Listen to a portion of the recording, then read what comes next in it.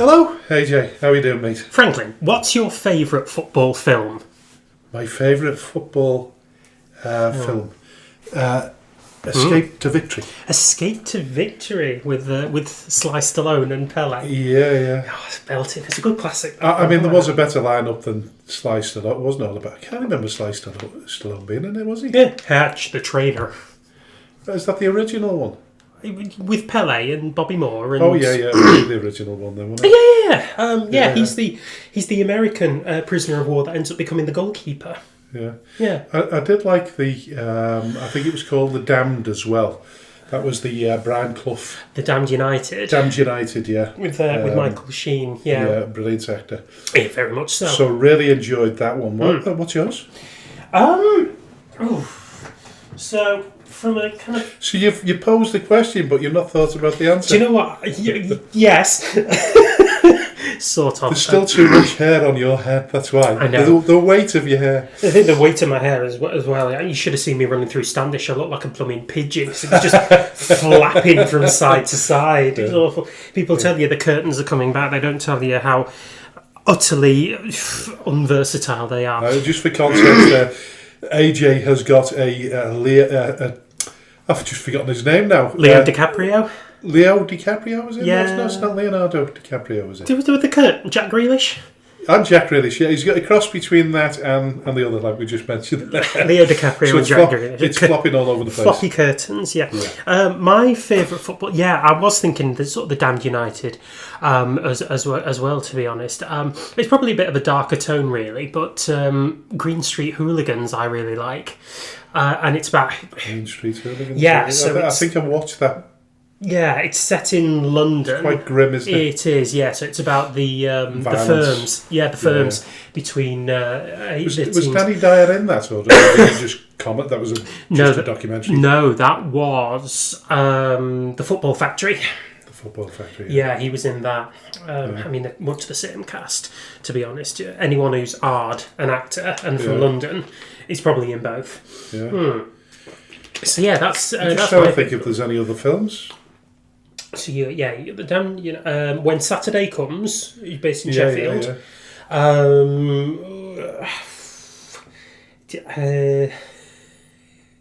Yeah. I don't know whether you'd call it a football film, but I seem to remember Porridge. It must be the same thing. It must be Escape from Victory. It must be the same one. Yeah. We just have this thing in my mind that Porridge had a football match. I'm sure they had a football match where they tried to disguise a escape at the same time. Well, yeah, they're both set in prisons, aren't they? Porridge and Escape to Victory. So it would make sense. I mean, they do repeat themselves, don't they? Yeah, of course they do. Football teams often do. Yeah. Honestly, there's another one that's just come out in. I think it gets released on the BBC this week about Gareth Southgate and the World Cup run that England went on. Is this a drama or a documentary? It's a drama. Oh, right. Yeah. So obviously, when Gareth Southgate took over, it was just after the whole debacle with Sam Allardyce, and his taking bungs that ended him walking away. Allegedly, yeah. Yeah. Don't want to get sued. No, we don't want a letter from him. Just get him on the show to explain himself. That's what normally happens in this case, doesn't it? Yeah, just get people on the show. Explain yourself. Yeah, we give poor advice out and or what we deem to be factual, and they end up telling us it's wrong, and they want to come on the show to put it right. Yes, they do. Yeah, we call it a Dempsey moment. We do. It's a drama all of its own. But I can't remember what the name of it is called, but it's on the BBC. What was the other one with Ricky Tomlinson in? Oh, Mike Bassett. Now, that was a good one, wasn't it? That was really funny. Yeah. They all start coming out when you think about it, don't they? They do, yeah, now that you've mentioned it, yeah. They're all coming. Mean Machine with Jason Statham in it and Clive Owen. Yeah, that was... and Vinnie Jones playing a lunatic in football. I suppose, really, you don't get a great deal of... football films, do you really, when you think about it? It's actually quite low in volume, and particularly for an industry that it inspires so many and draws so many. You'd think that there'd be more, based around. Oh, actually, United with David Tennant about the Munich Air crash. Yeah. And a bit more sort of down the factual route, but very down the factual route. Very poignant reminder of all those people that were lost. And the rebuild after it, really. And the rebuild after it, and David Tennant plays Matt Busby's assistant, Jimmy Murphy, and how he tries to rebuild the team in the immediate aftermath. And obviously it culminates in United getting to the FA Cup final in 58 against Bolton. It's absolutely amazing story. It was an amazing film, wasn't it? In the similar line, are we talking about football films, maybe football dramas? How about Footballers' Wives? But you know what? That was at the beginning of the WAG sort of era, wasn't it? It was, wasn't it? And I'd love to know what the up-to-date version of that would be now, because I mean, they're far more waggish now than they ever were before. Surely, so.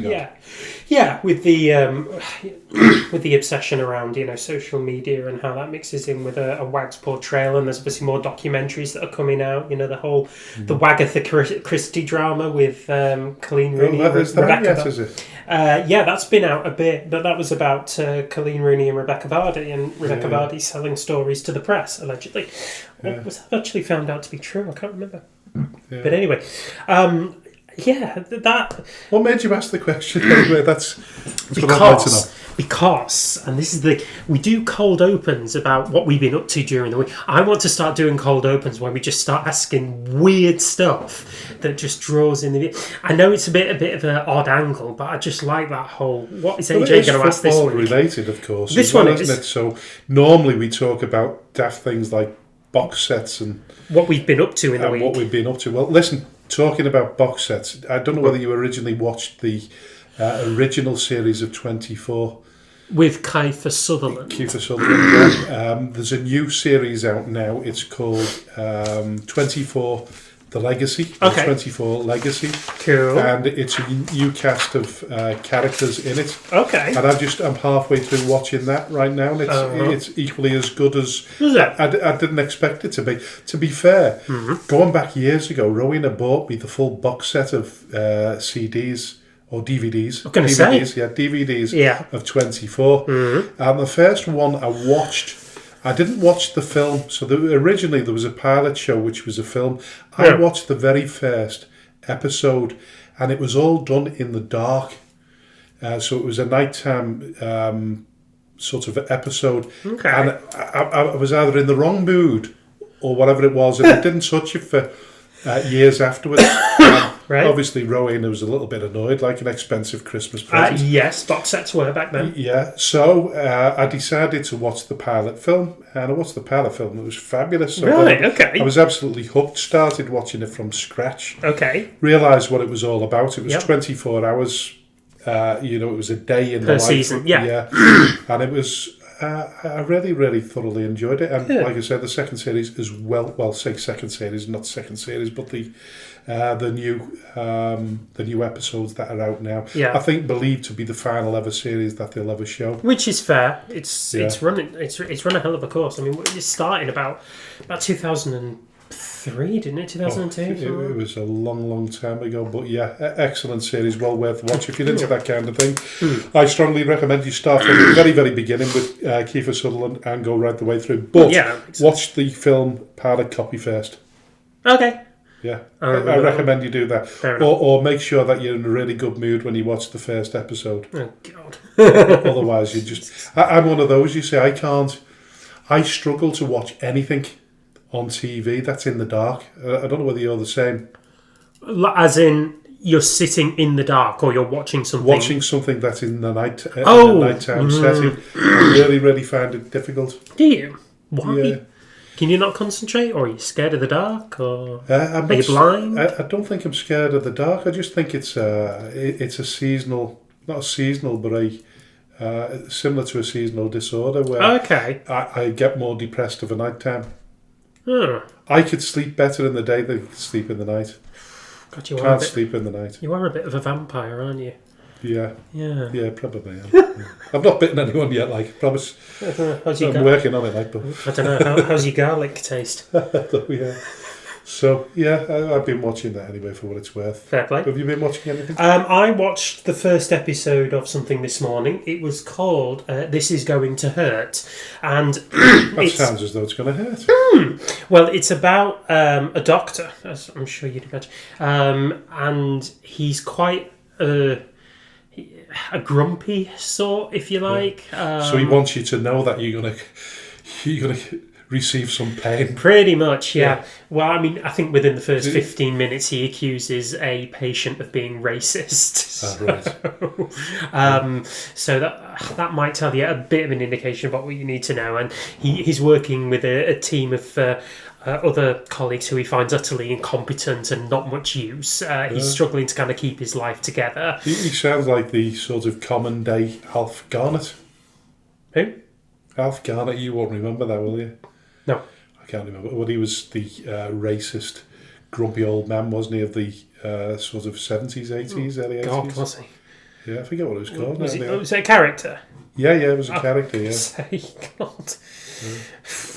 Right. Yeah, listen, anyway, I suppose we'd really better get on with the show. Otherwise we'll natter for days. Go on. Hello and welcome to the Speaking Frankly Football Show. I'm Frank Hughes, the chairman of Skelmersdale United Football Club, and alongside me is my co-host and passionate press officer, AJ Vigette. Not that being involved with the football club is a prerequisite for hosting a football podcast, but it certainly helps. We are ready to dive headfirst into the vibrant world of non-league football in the Northwest, and we might even take a moment to discuss some of the bigger headlines in the sport. We'll explore life in the Northwest counties, bring you interviews with well-known faces in the league, and analyse how local teams are performing while making bold predictions for their upcoming matches. Nothing is off the limits here. We'll be diving into all kinds of topics, including complicated refereeing decisions and regulations that often leave fans perplexed. We want to hear from you too. This is your show, so don't hesitate to reach out with topics you want us to tackle. Let's get this conversation started and enjoy every single moment. We are speaking frankly. Hello and welcome to episode 22 of the Speaking Frankly Football Show. This is season 2. In season 2 we managed to get through 28 episodes. So with the second series and into the 22nd episode, that means we are on our 50th episode. No, is this our 50th? Yes, let's pop the champagne corks. Yeah, unbelievable, isn't it? Outstanding. 50 shows, yeah. 50 episodes and you guys haven't kicked us off the airwaves yet. No. Absolutely amazing. I think we did say at the very beginning, didn't we, that they reckon by the time you get to your 50th show, you're well sort of gelled and healed, and it's I forget the. Well, I mean, there's only two of us, so if we can't gel, then yeah. But you know, you've sort of got to that stage where you're what's the word for it? Established, yeah. We're a now established podcast. We've not won any awards yet, though. No, but listen, not that we seek any awards either, because listen, some of these shows, they glitter and shine a little bit more on the outside, but on the inside, there's an awful lot of hard work goes into this, as we know. God, yeah. Of course. We don't just pull this together with good luck and charm, do we? No, we are. We're not famed broadcasters like Terry Wogan or. Yeah, I'm just thinking of more sort of prime time, sort of, or a more established podcast. Like I Had Trials once, fabulous show, as I say. Mm-hmm. There's a lot of them around. Mm-hmm. I just don't have the time to watch or listen to most of them. But that's fair. What we've not done is we've not gone down that route of being a visual creation yet, and we keep talking about it. Eventually, this is true. We will get round to doing it. Yeah. But for now, it suits. It suits us really, because listen, imagine it's much harder work to put a visual podcast together than it is to do what we're just doing right now, and that's that's difficult enough. And listen, 100%. Just to let you know that AJ's preparing for Saturday because he's wearing the away shirt of Scammsdale United Football Club. Yes, I am. Albeit last season's. Well, I haven't got a new version. No, but listen. Good point to segue. Emphasize, isn't it? Yes, have a segue. Yeah, because the official online shop now is open, so you can get on there. It's Maluka Sports. The password is SCEM, all in capital letters, 2025. So if you want to get on there and you want to pick any replica shirts or any training gear, anything like that, coats, anything with the SCEM logo, anything with the SCEM logo on. And listen, if you buy a replica polo shirt, you will also see the Speaking Frankly advert on one of the sleeves. Yes, the very same logoing, which I'm just holding up a tea coaster. Yeah. Tea coaster with the Speaking Frankly logo emblazoned on it in its orange. Yeah. He's holding it up like we are actually. Like we can see it. You can't see it. Yeah. Anyway, listen, we said we were going to get on with the show. We did, yeah. We just keep faffing at the minute, honestly. Yeah. So, first things first, Franklin, how did you get on in our fixtures and predictions from last week? Well, without sort of really revealing too much information, because obviously we had a very decimated fixture list. So did. I'm really embarrassed, really, because out of all of those games that were played, I managed to get 1, 2, 3, 4, 5, 6, 7, 8, 9. 9. Did you get 9? No, but I've only marked a couple of them, and I've got 3 correct. And I still have the other sort of 40 odd results to go. So Hang on a minute. You just asked me how it went. You're either lying or you. No. Here's my paper. You can see there's 3 ticks on there, 2 crosses. That's all I've managed to get through. So it's 9-3. Well, yes, it's 9-3 for now. For now, yeah. Mm-hmm. You'll have to check through the show. So I will. Yes, I'll be doing my homework as we run through the top end of the news, and then I'll get back to you once all the ticks and crosses are in place. So today we will leap into the North West Counties roundup as we do. It will only take a few minutes because of the weather. Thank you to the latest storm. I can't remember what the storm was called. They've got another name. Steve, sure. We'll just call it Steve. The FA Vase as well. There's a good few results coming out of that, as well as the 4th round draw. The FA Cup and the FA Trophy also in full flight. Controversial corner. Typical visit towards all of our favourite clubs, including Clitheroe, Southport and Marine.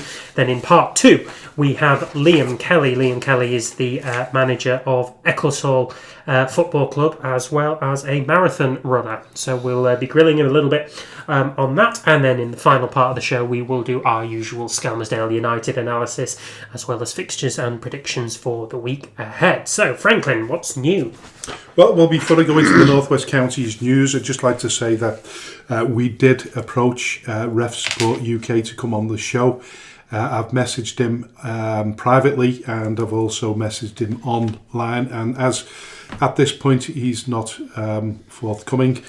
So yeah, I didn't expect him to come on the show, to be fair. But that's his prerogative. But we don't know who he is. We just know he's got a moniker, and it's the Ref Support UK that he's hiding behind. But listen, nice. If he wants to come on the show, he's still more than welcome. So listen, we'll move on to the North West Counties. First of all, I'd just like to wish the Pilkington goalkeeper Luke Forsyth a speedy recovery following a collision on Saturday in the game against Exton Villa. Villa were leading 2-0 when the game was abandoned just before half-time. Player safety is of paramount importance. So well done to both physios who tested him until the ambulance arrived, and a speedy recovery we're most hoping for. Yeah, absolutely. It's never nice when we have to report on major injuries like this, particularly ones that then result in the in such a severe injury that the game has to be called off. But do we actually know what the injury was? I imagine he was knocked out. It was either a major head injury or it was a broken leg. I can't for the life of me. No, they had no update. No, not really. I was looking on the Pilks website, and nothing's been reported. So, from what I can gather, it was either a head injury or it was a broken leg. Either which way, or all the best to Luke and a very speedy recovery. Yeah, and football pales into insignificance when things like that happen. So best of luck to Luke and, of course, to Pilkington. Yes. North West Counties Premier Division. It was, like we've said at the top of the show, it was a decimated fixture list due to the bad weather and Storm Steve, as AJ's alluded to. We don't know which one it was, but does it matter? So with Padiham losing 4-1 to Cheadle Town, Wythenshawe managed a 2-1 win over City of Liverpool and a 5-1 victory over AFC Liverpool on Wednesday night. Now, I've been looking at the latest league tables, and I don't think they've been updated by the North West Counties, so I'm just assuming I'm correct in saying that Wythenshawe are now the new leaders of the Premier Division. This is absolutely correct. Yeah. They are, as last we checked, it's still current, and Wythenshawe have usurped Padiham at the top of the table by virtue of, I think it's 2 points, with Ramsbottom in third and West Didsbury and Chorlton down in fourth. They're definitely the form team at this moment in time, Wythenshawe. We didn't really give them an awful lot of... I don't know in terms of predictions whether either of us even predicted they'd be in the playoffs at the beginning of the season. I think when we made this prediction, I think they'd been about 3 games, and I think Wythenshawe had lost 2 of them, and their run of form has been kind of under the radar as we kind of blew the trumpets on Padiham, Rammy and West Didsbury, and it's strange because Wythenshawe, you would expect them to kind of be fighting for that top end of the table as well, given that they were relegated from the Northern Prem last season. So they've actually kind of come out of nowhere, seem to be on a really good run of form, definitely the form team, and are sitting pretty at the top. Yeah, quite staggering, really. Which is good news for the North West Counties, because we've said it's an extremely competitive division. Now, if you look to sort of look back, I mean, Ramsbottom come back out of the Northern Premier League, didn't they? And then started competing in the North West Counties as well. So teams can drop, and not just continue dropping. They can, they can be ambitious. That's true, and competitive. So, best of luck to Wythenshawe. I spoke to Richard Brodie, obviously City Liverpool boss. Yeah, I mean, after the 7-0 loss to, remind me who it was the week before. Was it Wythenshawe? No, it wasn't. Because they just edged them out, didn't they? It was... Was it Barnoldswick? Maybe. I think it was Barnoldswick, wasn't it? It was Barnoldswick, yeah. So they managed to reduce the floodgates, or sort of close the floodgates a little bit, and managed to come close. And according to Richard, it was a very, very good performance by them. So a lot of hope for the future there. It doesn't get easier for them, though. Their next 2 games are against Padiham and Chadderton. Yeah, I think the next 4 games are at home as well. That might give them a slight advantage, I don't know. But by all accounts, Richard had done his homework on Wythenshawe, and he relayed that to the players, and they took it on board. And I believe they hit the crossbar. They could have, it could have been a 2-2 at the end of the day. So it's a vast improvement on his first game. Most certainly. And listen, we weren't expecting an awful lot from him in the next few days, next few weeks, next few games, really. Yeah. Because it's a tough gig. But it seems as though Richard has managed to scrape a team together that might be able to be competitive enough to stay up.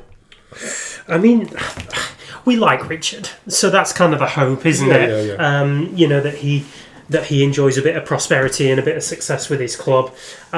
City of Liverpool is a monumental task for any number of logistical reasons, really. But I think we know rumours are rife that they're going to go out of business at some stage. Well, we're not there yet, are we? There's nothing that's come out of the actual club itself about the direness of their financial situations, although we do have a story on that one which we'll bring you a bit later on. I suppose it speaks a lot of volumes for the impact that Richard has made, that the Wythenshawe, they actually played 2 games prior to that 2-1 defeat to them and conceded 11. So the fact that they only conceded 2 and were probably unfortunate not to come away with something says a lot about how impactful he has been in the handful of days that he's been in charge. So fair play to him, and I hope he makes as much of a success out of it as possible. Yeah, me too. Atherton LR returned to winning ways at the weekend with a 2-0 victory over Barnsley Town. Yep. I guess there was a huge sigh of relief there, particularly with Dave Jones, with just 1 point out of their last 3 games. Yeah. It's been a little bit topsy-turvy, isn't it? I mean, they had that spell where they lost 5 games on the bounce, so they managed to stem the defeat situation. They have.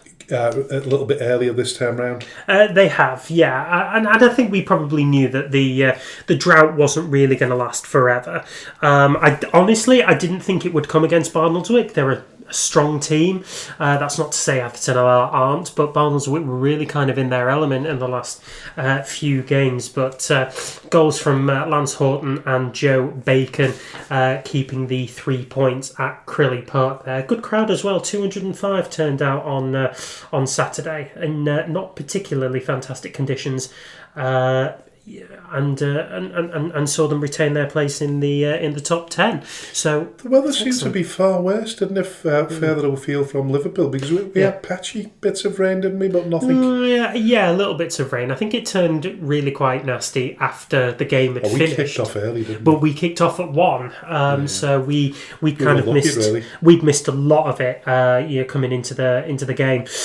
So from that perspective, I think we were quite lucky, all told. So moving on to Bearscough, they didn't play at all over the last week, but they'd be keen to get back to domestic duties following 2 defeats in the FA Vase and Liverpool Senior Cup. They left both competitions via the penalty shootouts, but by all accounts, valiant efforts by the team. Yeah, I don't think there's any particular shame in losing to Marine as they did in the Liverpool Senior Cup, and it was an excellent game by all accounts as well. It was a 3-3 draw at the Marine Travel Arena.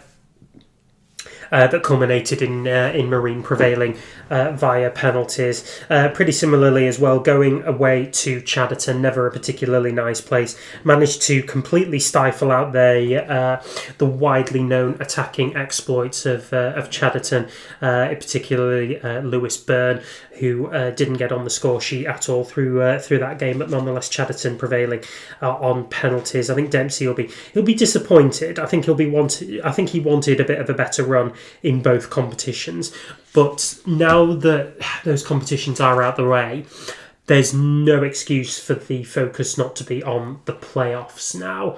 And although they are sitting in 8th place and about 8 points out of the playoffs, I think that they've got enough capabilities within that squad to kind of mount a bit of a push. I think definitely there's probably 5 out of those the top 10 teams that could compete in definitely in the playoffs. I think so. Yeah. So it's who's going to put on a really good run. If you can get a few good results now, and certainly over the festive period, it sets you up really, really well for the new year. It really does. And then you can push ahead and put in a really, really good run. Yeah. And we've seen that last year with Lower Breck and Bury. They peaked at the right time, didn't they? They certainly did. Particularly Bury, obviously, because they won the league in the end. They absolutely did, yeah. So City of Liverpool losing to Wythenshawe. Abbey Hay could have drawn them in the relegation zone, but went to AFC Liverpool, who completed a 3-1 victory over the Manchester-based side to keep Abbey Hay firmly in that relegation dogfight, but sending AFC Liverpool up to 19th and 8 clear of the relegation. Just looking at the league table there now, Abbey Hay, how many points behind City of Liverpool are they? 1. 1 point. Is there any games? No games in hand. No. Abbey Hay's goal difference is much healthier, though. Much healthier. Well, City. A few heavy defeats that would have. Yeah, City of Liverpool have conceded 81 goals in 23 games. That's just over 2 a game. Well, yeah, nearly. No, God, am I mad? No, that's nearly 4 a game, isn't it? Give or take, it's just under 4 a game. Certainly 3. What are we looking at? How many? 23 games? 23 games, 81 goals. Yeah, it's close to 4 times the. That's insane. Yeah. I didn't notice that. Crikey, yeah. That's incredible, isn't it? Is. I mean, you look at our first season back in the Northwest Counties Premier Division, I don't think we'd conceded that many at that stage. It was 2 seasons ago, wasn't it? Yeah. No. But I mean, that was never on the cards, was it? We weren't getting absolutely slapped every single game because we had a good squad back then. Yeah, well, we got a few hide-ins. Earlham at home 6-0 comes to mind. It's just mean. There was a few, yeah. But hey, so listen, no change at the bottom of the table.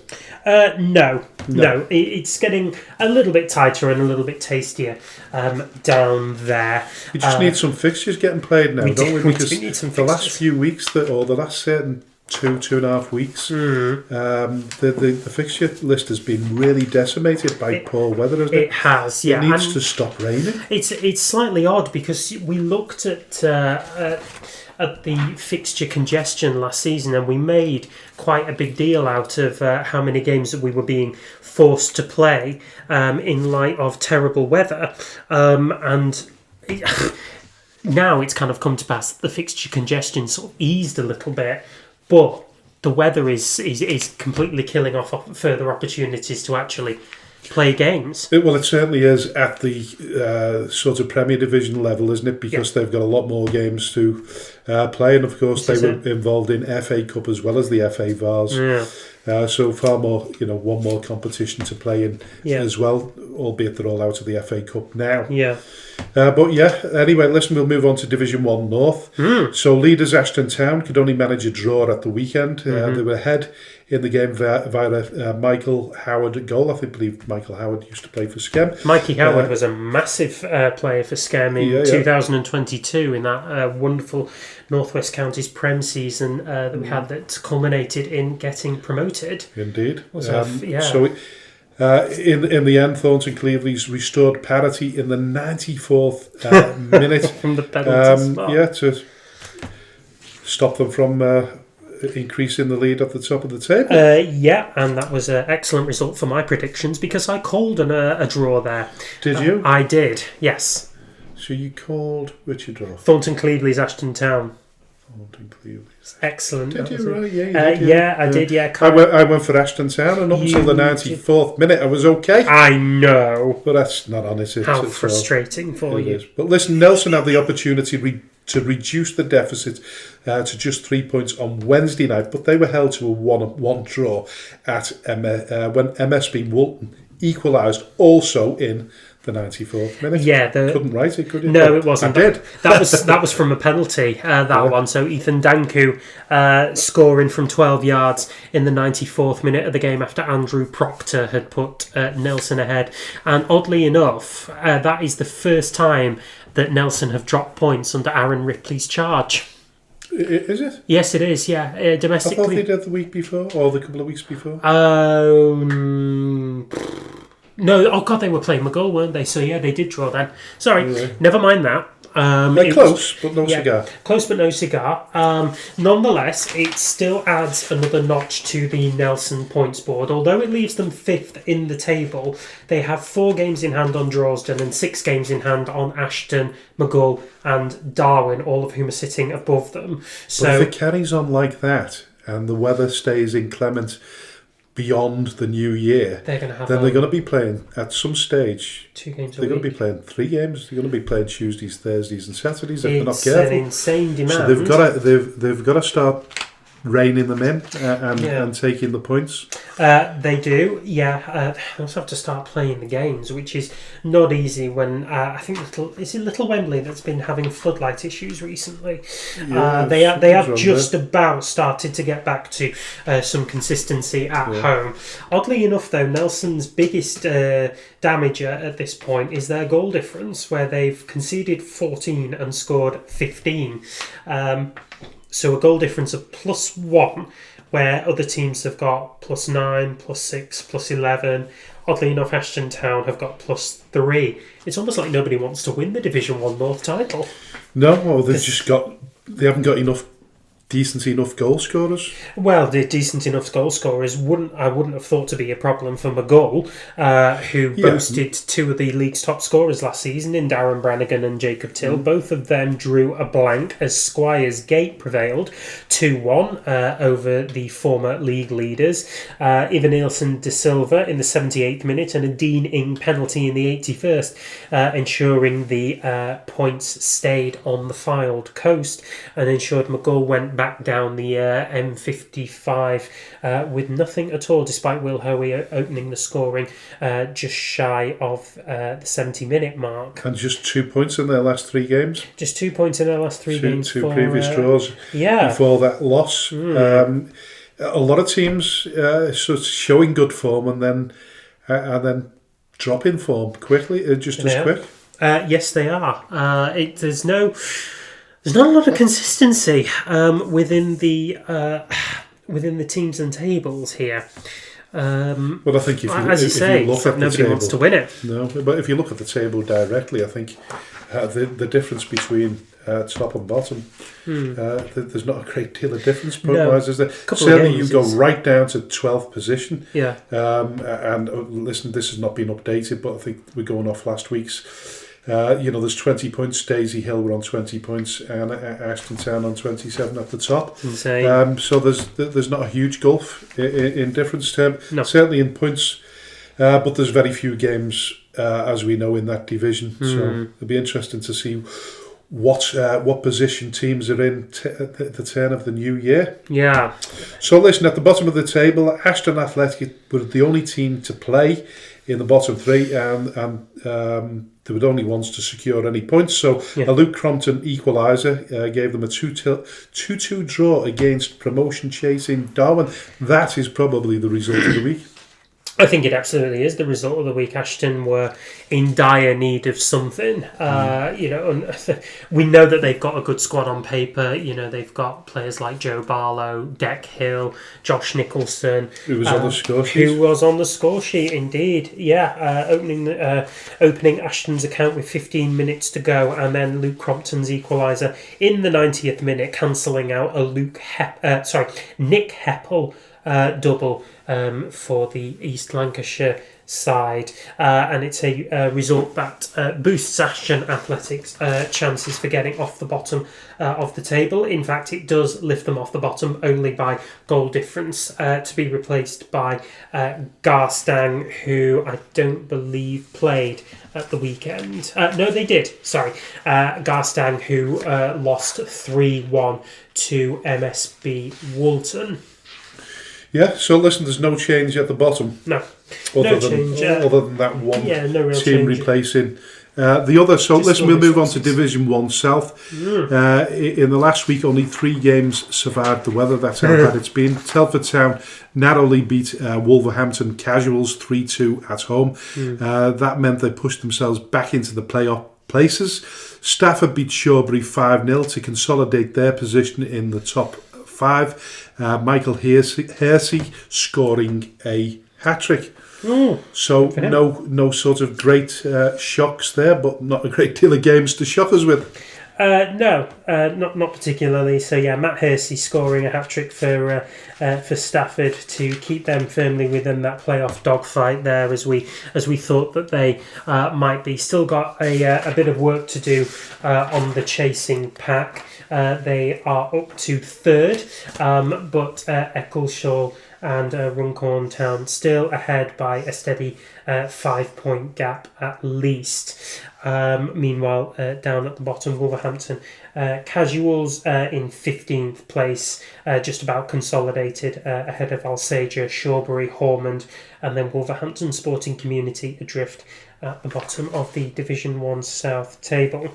But we will be speaking to the manager of Eccleshall in the second part of the show. Liam Kelly will be joining us to discuss his fortunes at the club now that's risen to the lofty heights of second place. Carnage. It's looking really good for him. So we'll be speaking to him in the second part of the show. Really looking forward to that. Yes. The FA Vase, shock result was Nelson's 3-0 win over Ramsbottom at the Riverside Stadium. Division between both teams, yet it kind of makes a statement about the strength of Nelson and should they go on to get promoted. You'd have to say, based on that result, they'll look like they'll be up there with the best, should they manage to do that. It's a bit of a shock for you? Yes and no. If you're... We went for Ramsbottom, obviously, just purely based on the fact that they're a division above and right at the top, and they're very competitive as well. But that seems to count for nothing.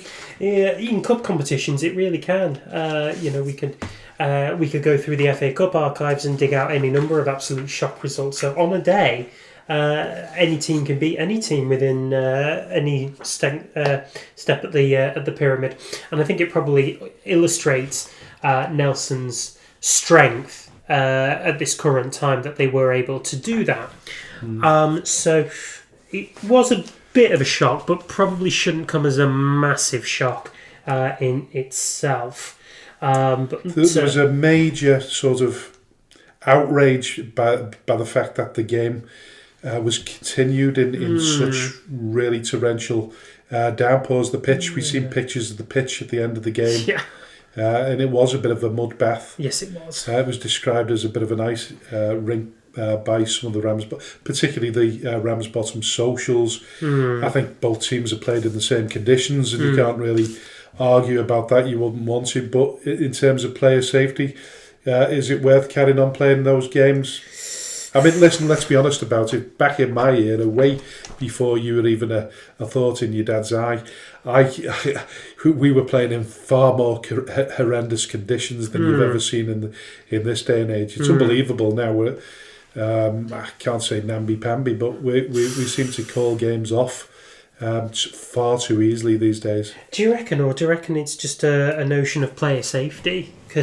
But player safety existed back then, but we never seen really... I mean, let's be honest about it. The players back in them days were half as healthy. Maybe that's the problem. Maybe because they're more fit and healthy now, they're more prone to get more serious injuries. I don't know, but back in the day, they were big, busting lads that were, they went in for tackles hard and fast. Yeah, I'm not doubting that, but the game was... Sliding in mud was a competition in itself. Of course it was. I liked that at Sunday League level.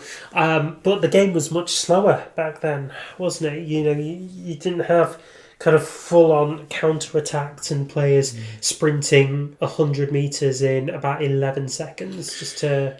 Did you see the photographs? I did. What did you make of it? I mean, it could have looked worse. I mean, I think they looked at one corner of the ground, didn't they? Where I think the water always sort of congregates there. Ramsbottom is right beside a river, as we know. Riverside, yeah. And it's been underwater several times over the years. I don't know whether they've solved that problem now. Don't think so. Not to my knowledge. But it was getting that way, and I think somebody was talking about how could you take a corner in those conditions. And I suppose you've got a point there. You'd all have to take short corners, wouldn't you, just to be safe? Is that compromising the game too much? Do we have to slow it down to accommodate the conditions? Yeah. If you want to get the game completed, yes. I do think you have to go back to a bit more of an old school way of playing the game. Really, you can't do tick-a-tacker on that kind of pitch at all. I still think the game can be played to a degree, but once the ball stops travelling because of the impediment of the water, then you've got a real problem on your hands. And so with that in mind, I felt like it was a bit of a touch and go as to whether it could be called off or not. I'm glad it wasn't, and I'm glad that Nelson kind of got their moment in the sun. But I think if it had carried on... Listen, we'll come to the fourth round draw proper in a minute, but let's just discuss a few more of those results. Obviously, we mentioned it earlier on in the show there. Bearscough once again out on penalties. Well, it was the first game that they were out on penalties. Chadderton won 5-4. Very competitive game. No disgrace in losing there on penalties, as we know it's a lottery. So tough luck to Bearscough, but good luck to Chadderton. Yep. Albion Sports, they had the home advantage, but they couldn't beat South Liverpool. So South Liverpool progress to the next round with a 3-0 win. I think you predicted Albion Sports there, did you? Yeah, I did, yeah. Yeah. I went with South Liverpool, so I got that one right anyway. That's fine.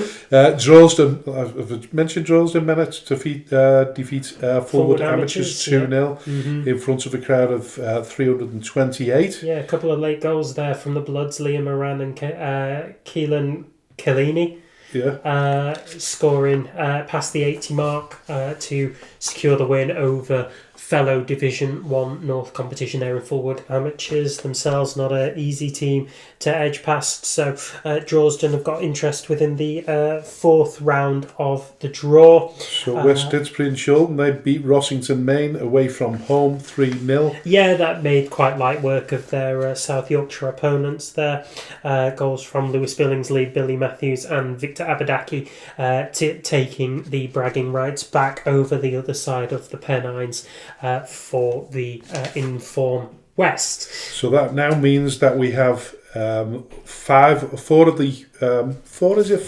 teams from the Northwest Counties representing the Northwest Counties in the fourth round proper. So Droylsden at home to Sherwood Coles. South Liverpool are at home to Winsford or Prestwich Hayes. I think that should have been played this week, but was postponed because of the weather. Yep. Chadderton are at home to North Shields. That's a big game there. You imagine a decent sort of away following. And West Didsbury and Chilton versus Nelson, a all Northwest Counties tie. Which way do we see that one going? Well, again, I mean, there's nothing to say that Nelson couldn't defeat West Didsbury and Chilton themselves, having a couple of alien results across the season, whereas Nelson got to be on a bit more of a high after beating Ramy in the last round. So all the momentum should be with the away side here. They might be disappointed not to get a slightly more glamorous tie. No disrespect at all to West Didsbury and Chilton, but you would have hoped that they would have wanted a decent away day, or have a slightly more unfamiliar side coming to Little Wembley. Nonetheless, it is a side that they know a bit about. West Didsbury, well followed side, well known about side in these parts. So I think Aaron Ripley's kind of got a good hand on the cards there. Yeah, he'd be very, very confident. At least the one thing that it does mean is that the winner of that time means that there will be representation at the very least in the last 16 of the competition. Yeah, and fifth round. Not to mention as well South Liverpool and their draw against either Winsford or Prestwich. Yeah, that could be. Obviously, we've had Winsford. They are in the Midland League now, but they were laterally moved based on last season's exploits in the Division One South. So by technicality, if nothing else, there's representation. Yeah, definitely looks good. Looking at that draw there, though, it still looks as though it's a regionalised draw. I thought the fourth round onwards was right across the country. We seem to have drawn all the teams up in the northern hemisphere. Sherwood Colliery is still that's but still that Midland line, isn't it? It is, yeah. I don't think that they can go too far. I wonder if it's split between north and south. Well, at this stage I can't remember what year it was now. Show me age now. I think it was 2002, 2001. We drew Taunton Town in the fourth round. That's Somerset, isn't it? That was down in Devon. Christ. Devon. Down to Devon. What a wonderful bus journey that. Well, we didn't go. They came to us. Oh, fine. And they were one of the top teams in the sort of non-league spheres. They're a really big team. Taunton did regularly well in the FA Vase as well, if memory serves me correct. Who won? We lost. I can't remember. We started off well enough. I just can't remember what the result was now. I think it was 2-0 to them. Yeah. But we had a big gate on that day as well. And that was at the old White Moss Park. Yeah, which we've been seeing pictures of recently. Yeah. Alan Swift's. I think it's Alan Swift. One of his relatives has taken a lot of photos from back in the day. Been posting them on all the lost grounds. Another great segue there. Of course, we'd like to wish Alan Swift all the very best in his recovery. He was at the game against. Who did we play? At home last time, yeah. Halewood Apollo. Halewood Apollo. He was at the game then, didn't look very well, and apparently later on that night he was in hospital. He'd been taken out, hadn't he? He'd been taken into hospital, having suffered a stroke. So we wish him all the very best. As we know, he's a Schem legend. He won the Amateur Cup in 1971. Wearing the shirt that I can see here in the portrait, he wore that very same white shirt with the black and white collar. Yeah. Evidently of a legendary chapter in the club's history. But the one latest... of the most famous number 7s Schem has ever had. Wow.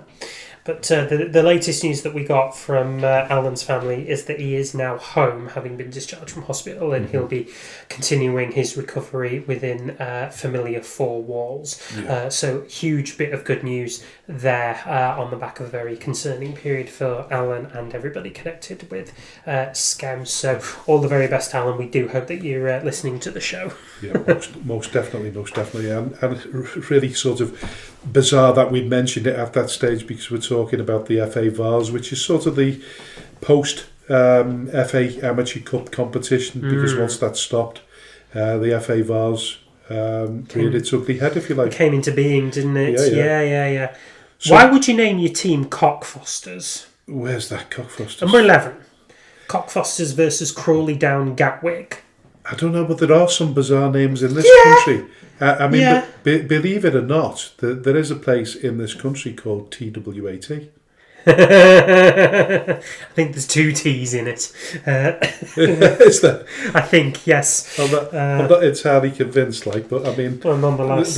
Listen, talking about... You've mentioned something there. Now I've got to bring up really bizarre names. If you are a Cockfosters fan or associate, we do apologise for poking gentle fun at your team's name. We have nothing but respect for non-league teams. We just have to wonder why they're called Cockfosters.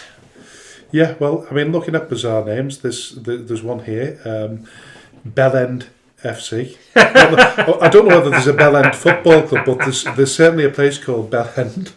Brilliant. I know. I'm just trying to think. Is there any others? There's got to be. There's got to be some corkers here. Boggy Bottom. There's a place called Boggy Bottom. And of course the song there by the Crowds is Up the Bottom. It's just put that one out there. Yeah, this show's descended. It's really Sorry. But anyway, listen. Answers on a postcard for that one. Anybody can think of any really bizarre names of football clubs. And listen, we'll bring the best of the worst. We'll bring on the show. Yes, post it into us at Please Stop Laughing at Our Football Club, Dalton, Skelmersdale, WN8. Moving on to the FA Cup. Yeah, Macclesfield have been drawn at home to Crystal Palace in the 3rd round of the FA Cup. An enormous fairy tale story there for the Macclesfield. As we know, we reported last year on the show the drawing of Accrington Stanley against Liverpool in the 3rd round of the FA Cup, which then led to Dale Woods Senior being a guest on one of our episodes last year. Well, this year we've got an equally fairy tale story for Macclesfield. They're being drawn to the holders of the FA Cup, Crystal Palace, in the 3rd round. An enormous tie, and one that's surely meant to bring a huge gate into rural Cheshire. Frank, what are your thoughts? Well, first of all, I question whether it's as big a tie as the Liverpool Accrington one, purely based on the fact that it was played at home as well for Liverpool. Crystal Palace don't have the same appeal as Liverpool. If I was going to draw anybody in the Premier League, listen, I'd be made up if I drew anyone in the third round of the FA Cup. Scam, yeah. But if you'd want to draw someone like Chelsea, Newcastle, Everton, Liverpool, Man United, City, Spurs. I get it. I mean, because we're talking about another competition there. That Marine also got to the third round against Tottenham. They did during the pandemic. Yeah.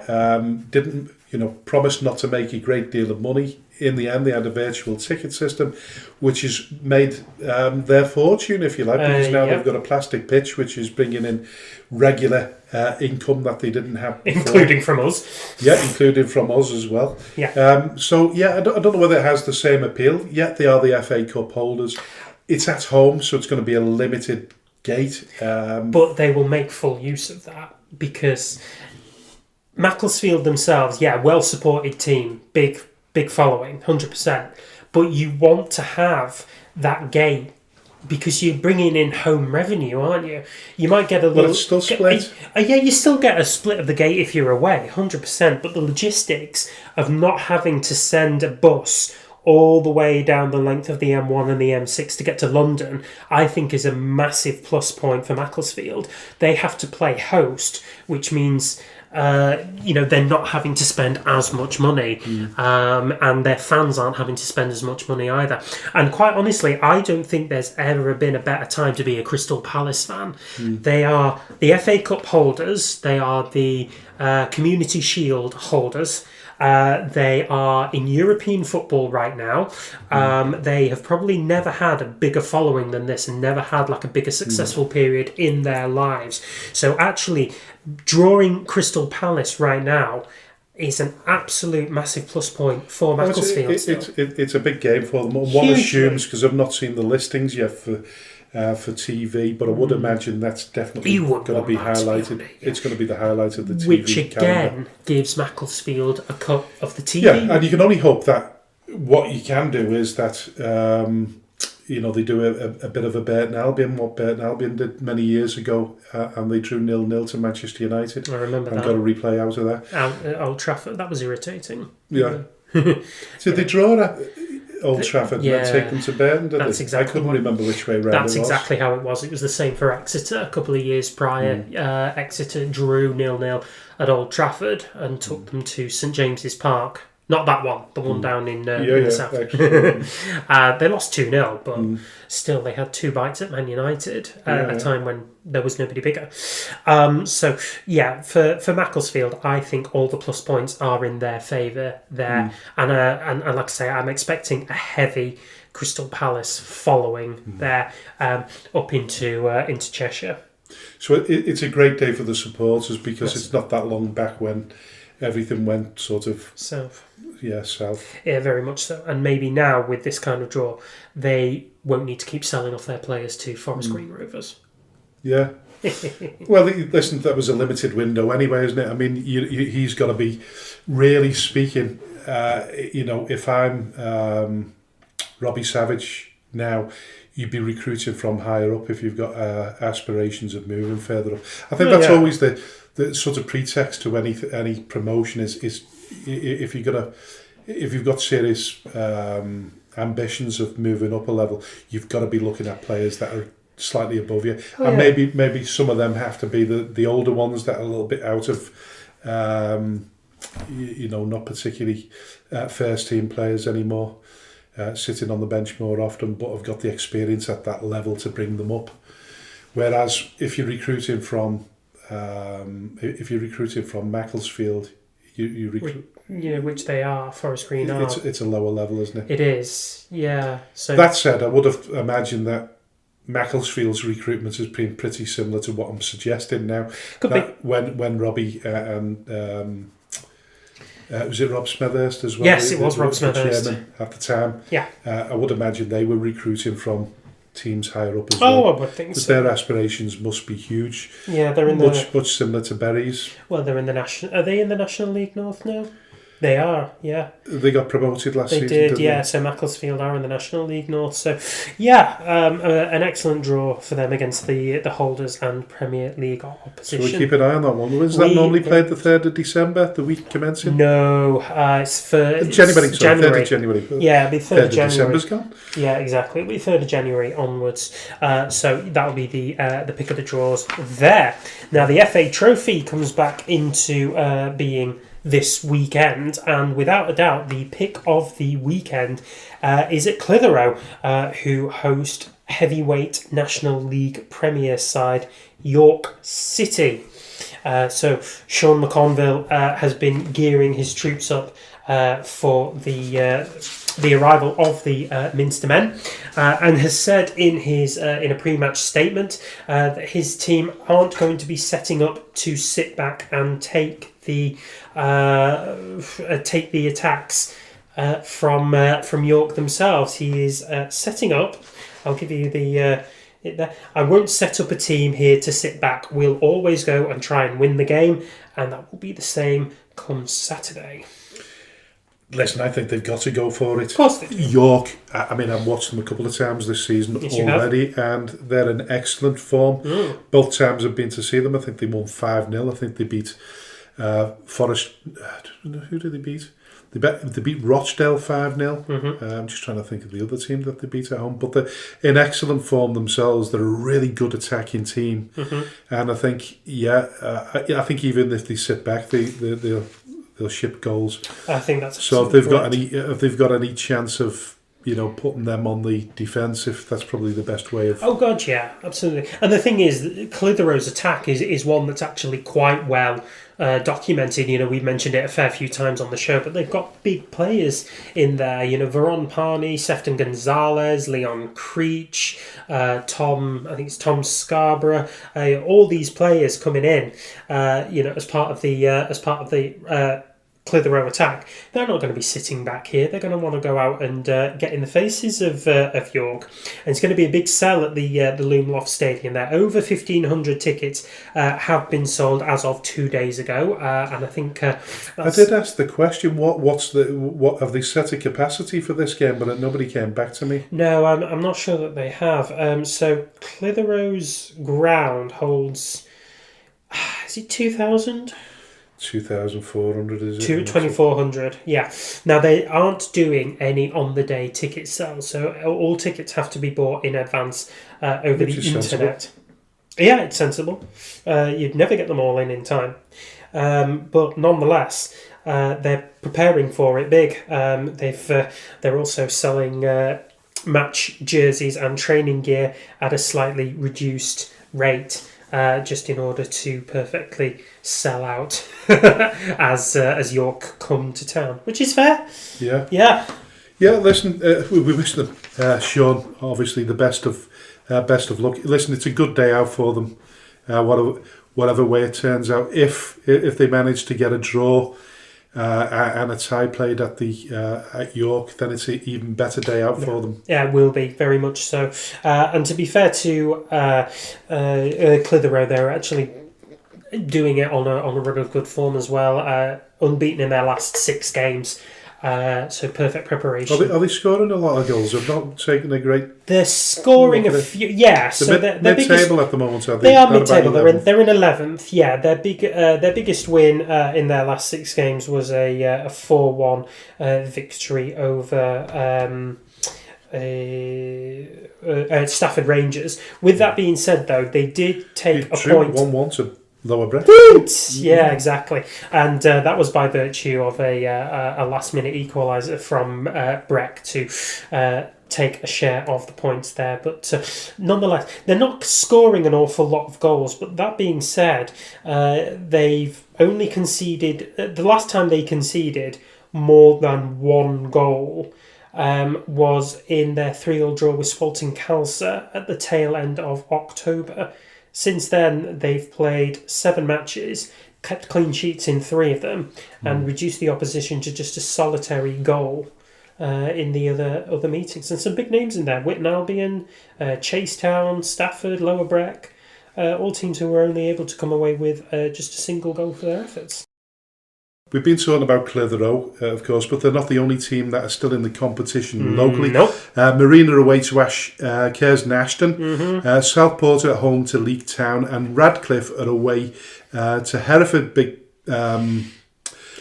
The former League Big Two game side, for them. Hereford. Yeah, big game for Radcliffe. But looking at sort of recent form, Marine lost at home to Spennymoor Town in the league on Saturday, but managed to beat Bearscough in the Liverpool Senior Cup, as we mentioned before. Southport drew at AFC Telford last weekend and now are unbeaten in their last 8 games. Prescott Cables have lost their last 3 games on the bounce and now on the bottom 5 of the Northern Premier League. Yeah, that's a mouthful. A little bit of a mouthful. Not the easiest. Not the easiest chapter for Prescott Cables at the minute. We'll come to them in a second. So Southport, unbeaten in their last 8 games, as Frank has mentioned. They seem to have really kind of steadied themselves in the last handful of games as well. So they were completely adrift at the bottom when we last checked in on them, where concerns over Neil Danz's future were getting a little bit louder. They're now up to 19th in the table, so they've kicked clear of the relegation zone by a single point and have games in hand on the 3 teams above them, Worksop Town, Bedford Town and Kings Lynn Town. And then you've got Buxton and AFC Telford United all within catching distance over the next couple of games. So awful lot of reasons for Southport to be optimistic going into the Christmas break there. But how do you see the FA Cup ties, FA Trophy ties the going? FA Trophy ties, against Curzon, both in the same division. Yeah, they are. I think Southport are favourites to beat Leek, so listen, I'm fully behind Marine and Southport, to be fair. And of course Radcliffe want all 3 to win. Well, yeah. So with Southport being at home to Leek Town, Leek are not in the same division. Which team is Leek in? Leek in the league above? Sorry, league below? I can't remember where Leek is. I haven't sort of not registered with Leek for a long, long time. No, me either. Well, listen, good ties for both. I mean, are we Midland Division? I don't know. Could be Midland Division, yeah. Honestly, not a massive. They're not a big team on my radar. Southport versus AFC Telford. A good result for them, and now now got to go to host Leek there. As for Radcliffe away at Hereford never a particularly easy team to navigate around, but Radcliffe's co-management, it will be a bit of a test to see how much the rumours of their move to Gig Lane and Bury are going to shake the proverbial ship. So Leek are in the Northern Premier League, aren't they? Rest of Southport in National League. So they're the team above. Oh, right. League above, sorry. Yeah, okay, so listen, best of luck to both Marine and Southport. Wishing you all the best in the FA Trophy. Yeah. Now, we're talking about teams that sort of a little bit indifferent. We talked about Padiham and their issues, Ramsbottom, Atherton, LR. Well, Lower Breck have been in excellent forms, turned into draw specialists with 3 draws on the bounce. They're still top of the league. Bury have dropped to 7th, and they're still in search for a new manager. First of all, what do you make of Lower Breck and what you're making of Bury so far? So Lower Breck, I don't think anybody anticipated the scale of their rise through the Northern Premier League West. There, I think it's taken us all completely by surprise. I think there were a handful of teams that we expected to be up towards the top of the table. I don't think Lower Breck were one of them, and I think, as I've said before, it kind of went under the radar as to just how good they were in the face of teams like Bury. Breaking that points record within the North West Counties Premier Division, and there was an anticipation there that they'd carry on their amazing form from last season and be up towards the top end of the table themselves. And I think it's probably a testament to how well Gary Moore has invested in the off-season and drilled his team. into being, not only survivors but actual competitors within this division as they look to actually go to the Northern Premier League Premier Division.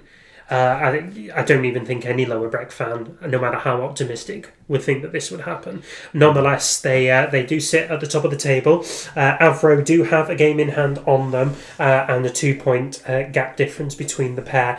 But still pretty staggering for Breck. I mean, how many? There's playoffs in the Northern Premier League West, isn't there? Is it 2 through till 5 that get into the playoffs? Is that? I can't remember now. Is it 2 to 6, or is that in the National League? I'm not too sure, but listen, they stand as good a chance as any, don't they? Really, they're doing particularly well. So, they are. Good luck in their continued success, Lower Breck. Well, yeah, we've got a soft spot for Bury. I think as soon as they've sorted their manager situation out, it's gone really, really quiet at the moment. One can only imagine that there might be sort of some kind of compensation package being discussed to get the joint managers of Radcliffe over there. Morley and Jono. If indeed that is where they're going. Because boyhood supporters of Bury, I mean, will you ever get the opportunity ever again? Yeah, I mean, how long have they been in business together now? About 5 years, and they're still relatively young. They're only in there. They've been there a lot longer than that because they started out at Ramsbottom, didn't they? They dropped a level to go to Southport. And played a part in that, that class of '92, the documentary and what have you, and then sort of dropped back down to Chester. Well, went to Chester and then dropped back down to Radcliffe, didn't they, to manage Radcliffe. So I can still see them going to Bury, and unless somebody tells me differently. I know they put that press announcement out to say that they're not going anywhere. Yeah, true. But every team such a big job, and I don't think that job comes around too often. If I was them, listen, they have a shocking turn of fortune and end up losing a string of games, and then we look at loyalty at any level. I just don't think these opportunities come along often enough. And if I was them, I'd be absolutely, I'd be hoping that they're going to sort out some kind of compensation package to release them. It is a bit like being dropped into the lion's den, though. It's a demand like no other at this level. But if it's the job you've always wanted, it's a no-brainer. The jobs that you've always wanted never necessarily turn out to be the jobs that you would really enjoy. Yeah. I can understand what you're saying, but how far can Radcliffe go?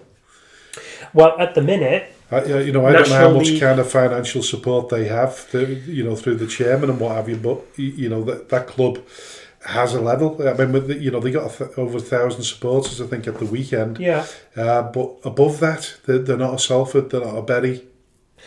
No, they're not. But and unless you've got deep enough pockets to keep that club growing. Bury's the only way that you're going to ever play in the Football League or manage in the Football League. There's no reason why them blokes can't. This is true. I don't know. There's a feeling I have that the story at Radcliffe isn't finished yet. They're 10th in the National League North, and for me, they've been as high as 5th. And they're still within, reasonable distance of getting into the top 5 again. There's only 2 points between them in 9th, Darlington in 5th, Kidderminster in 4th on 34 points. So they can still catch them. They really can. So I have every belief that the Radcliffe story with them isn't finished. I just think that there's more that they can do. I really do. And I know that everyone has a natural level, and maybe the National League North is Radcliffe's, but you'd want to shoot for the stars if you're them, particularly given how much they've put into Radcliffe at the minute. You'd want to see the story. You transfer over to Bury and you're shooting for the stars, believe me, because that's the only way that club can go. They've got to go up. True. There's absolutely no doubt about that. But the pressure will be on enormously. That noise behind Bury is deafening, and that can have the difficulties on any manager. Big question for you if you're here then. Can you see a fracture between the two. So Anthony Johnson decides to take up the Bury job, and Bernard Morley stays at Radcliffe. Now, that's a totally different equation. Yeah, it is. And you've heard it here first on this show. I don't know. But listen, we'll move on, shall we, for now? Should we move on? Or do you want to carry on debating it? No, I think we've got to move on. I think we've got to leave it on a bit of a cliffhanger here. It'll just be really interesting. Yeah. It'd been a great time to have Chris Watts on the show, wouldn't it? Just to get a little bit of inside info. No, I mean, we could even get Morley and Johnson on the show and then just ask them outright. Listen, I think they're far too busy to entertain us, but who knows. Listen, we move on to the controversial corner. Not much to talk about here because there's not a great deal gone on, but nothing controversial. It's been announced that the ex-manager Paul McNally, ex-Schem manager Paul McNally, is the manager of the newly formed Widnes Town. The club, which has aspirations to join the non-league system, is the Phoenix club of the now defunct Widnes. For those that remember, they won the Northern Premier League West last season, only to go out of business in the summer. It's an extremely sorry tale there for Widnes. They'd done so well, but I think it was a combination of a loss of money going in and the demands on having to pay the rent. We believe they were paying something like £2,000 a home game. Yeah, they were, which is ludicrous for any club at this level. To be quite honest, they were the tenants at Widnes Vikings, the rugby league team, which is a council-owned ground. So I could never understand why the pressure. Listen, I'm assuming it was because I think City Liverpool playing £2,000 per game, but it'd be interesting to know what they were actually paying and why the council couldn't come to some kind of agreement with them. Very interesting, that one. It'd be good to get somebody from the old Widnes on the show. Well, we did. We were tempted to get Ian Ross on, didn't we? And he said he was interested, but at the time things were a little bit too raw for him. That's fair. But yeah, listen, we can still try and get him on. We can still get him on now. Yeah. But nonetheless, Paul McNally, who coached Schem through arguably one of their most successful periods of the 21st century, including he was the manager when we got to the first round of the FA Cup proper, correct? Yeah, he got us promoted from the North West Counties back up to the Northern Premier League. In 2022. Runners up to Macclesfield, who we've just been talking about. Yeah, a team that was spearheaded by the previously mentioned Michael Howard, Warrington Town's Elliot Morris, and the previous City and Liverpool players Danny Mitchley and Kenny Strickland. An absolutely amazing team of superstars, if ever there was one, at this level. Any information on where they're going to be playing their home games? We heard? Not a Scooby-Doo. It's all very quiet at Widnes at the minute. There's an awful lot of advertising out for management structures, so they are investing in a ladies' team, and they are advertising. Well, as far as I knew, they still had a junior setup, didn't they? Yeah. That wasn't affected by the closure of the first team. It was not, no, and I wonder whether they'll now amalgamate into one. It'll be interesting to see that, with Widnes Town now having a new existence, a new badge, a new everything, really. I think what's going to be interesting for Paul McNally to see if he links up with his old mate Graham Hastings, who we know very well at Schem because he is our youth team manager. That's the one. Yeah, I was going to ask him the question, but I didn't get the time this week. But it did get me thinking about Flixton Football Club. Now, as we know, Flixton Football Club have applied for the North West Counties. We had a discussion a few weeks ago, I believe, and somebody turned around and said to me that they have nothing to do with the old Flixton. They're in the same ground, they're using the same badge, but they've just got new ownership. That's like saying, you sell me your car. That has nothing to do with the previous mileage put in, because it's a new owner. Yeah. But same badge, same history, same MOT. I mean, the club in fairness has been defunct for, 11, 12 years? 11, 12 years. 12 years. Was it 13? 2012, was it? Yeah, it was 2012. So 13 years. Near enough. And I've I heard a rumour that in order for them to talk the North West counties into accepting them, they needed to provide proof that they had enough following to avoid playing at Step 7. I might be wrong on that one. Love to get somebody on the show to discuss that. Yeah. Because FC United, if you remember when they formed... In 2005? Yeah, they started at the bottom rung of the North West Counties Football League, but they, I think when they went to the FA, they said, listen, the situation with us is we're going to have about 4,000 supporters, and they just won't be able to fit on parks. There'll be a security issue. That's an interesting notion, actually. And that's a very clever loophole into getting yourself slotted in at Step 6 rather than having to prove yourself at the amateur level. And to be honest, I don't think there was any question that FC United of Manchester were going to make a decent run of it. They were a breakout from Manchester United when they were taken over by the Glazer family in 2005. Of course, they were going to have a massive following anyway, and pretty soon got set up with Broadfield Park in Moston, which is Broadhurst, sorry. Is it Broadhurst? Yeah, it's Broadhurst Stadium in Moston. Is it Broadhurst? It is, yeah. Okay. I'm a Man United fan. I know all of this stuff. I asked them if I could be a stadium announcer once. They never got back to me. Did you? Yeah. Before or since you joined me? Before. So it's definitely not since? No, that would be a conflict of interest. Yeah. Right, I'm just going to check on this. Pretty much do what I like at Scamming. It's fine. I'm going to do my Googling now. Yeah, do your Googling. But nonetheless...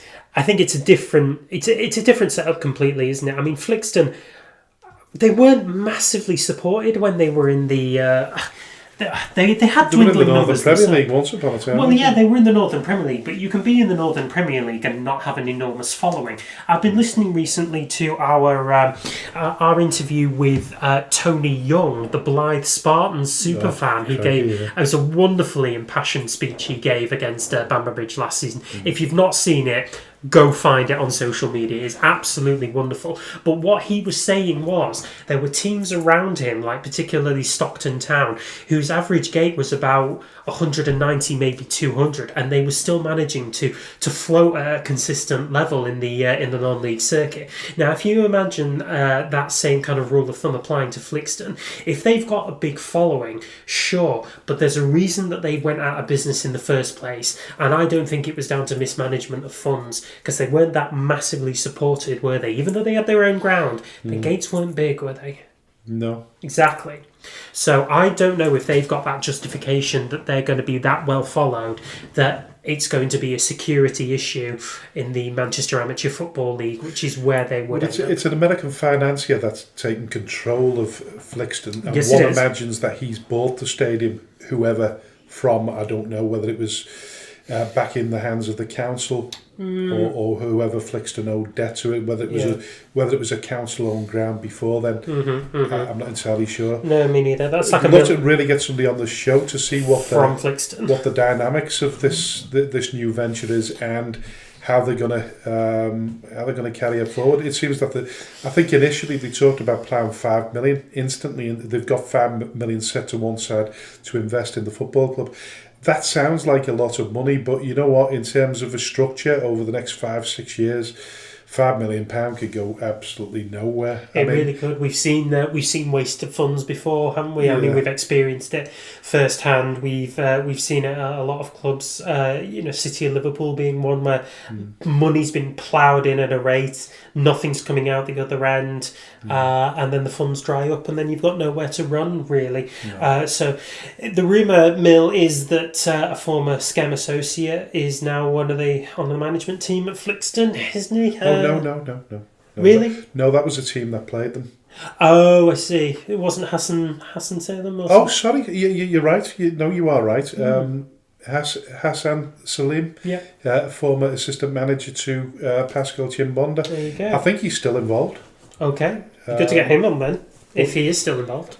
Yeah. We could definitely try that. But yeah, an interesting one anyway. Very I much. don't know whether Widnes, the newly formed Widnes, have got any designs on joining the North West Counties at this stage. And listen, I'd just like to reiterate the point that I have no problem with any team trying to join the North West Counties as long as other people that have potential for joining the North West Counties aren't pushed to further down the pecking order into bringing Flixton there. I mean, arguably, and I mentioned this argument last week or the week before when I said that it really irks me the fact that if we'd have gone out of business last year, we could have applied for the North West Counties as a Phoenix club. But then we'd have had to prove our following, which has dwindled.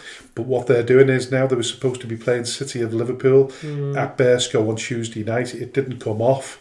But what they did is they had a bus, a coach taking supporters over there. So they were trying to prove that they had something like 50 supporters following them. At least 50 supporters following them. Whether that's the minimum sort of criteria.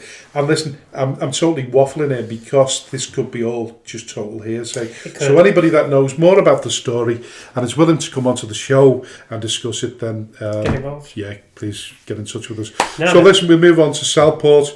Back to Southport. We're back to Southport now. They've managed to have their review of the Senior Cup fixture found in favour of them, the Liverpool County FA. So they've concluded the review and they've ruled that ruled in Southport's favour. We thank Liverpool County FA for their time and giving the matter due consideration. So we're talking about the City of Liverpool game where Southport said they were not playing them because they owed them money, historic debts that they hadn't paid.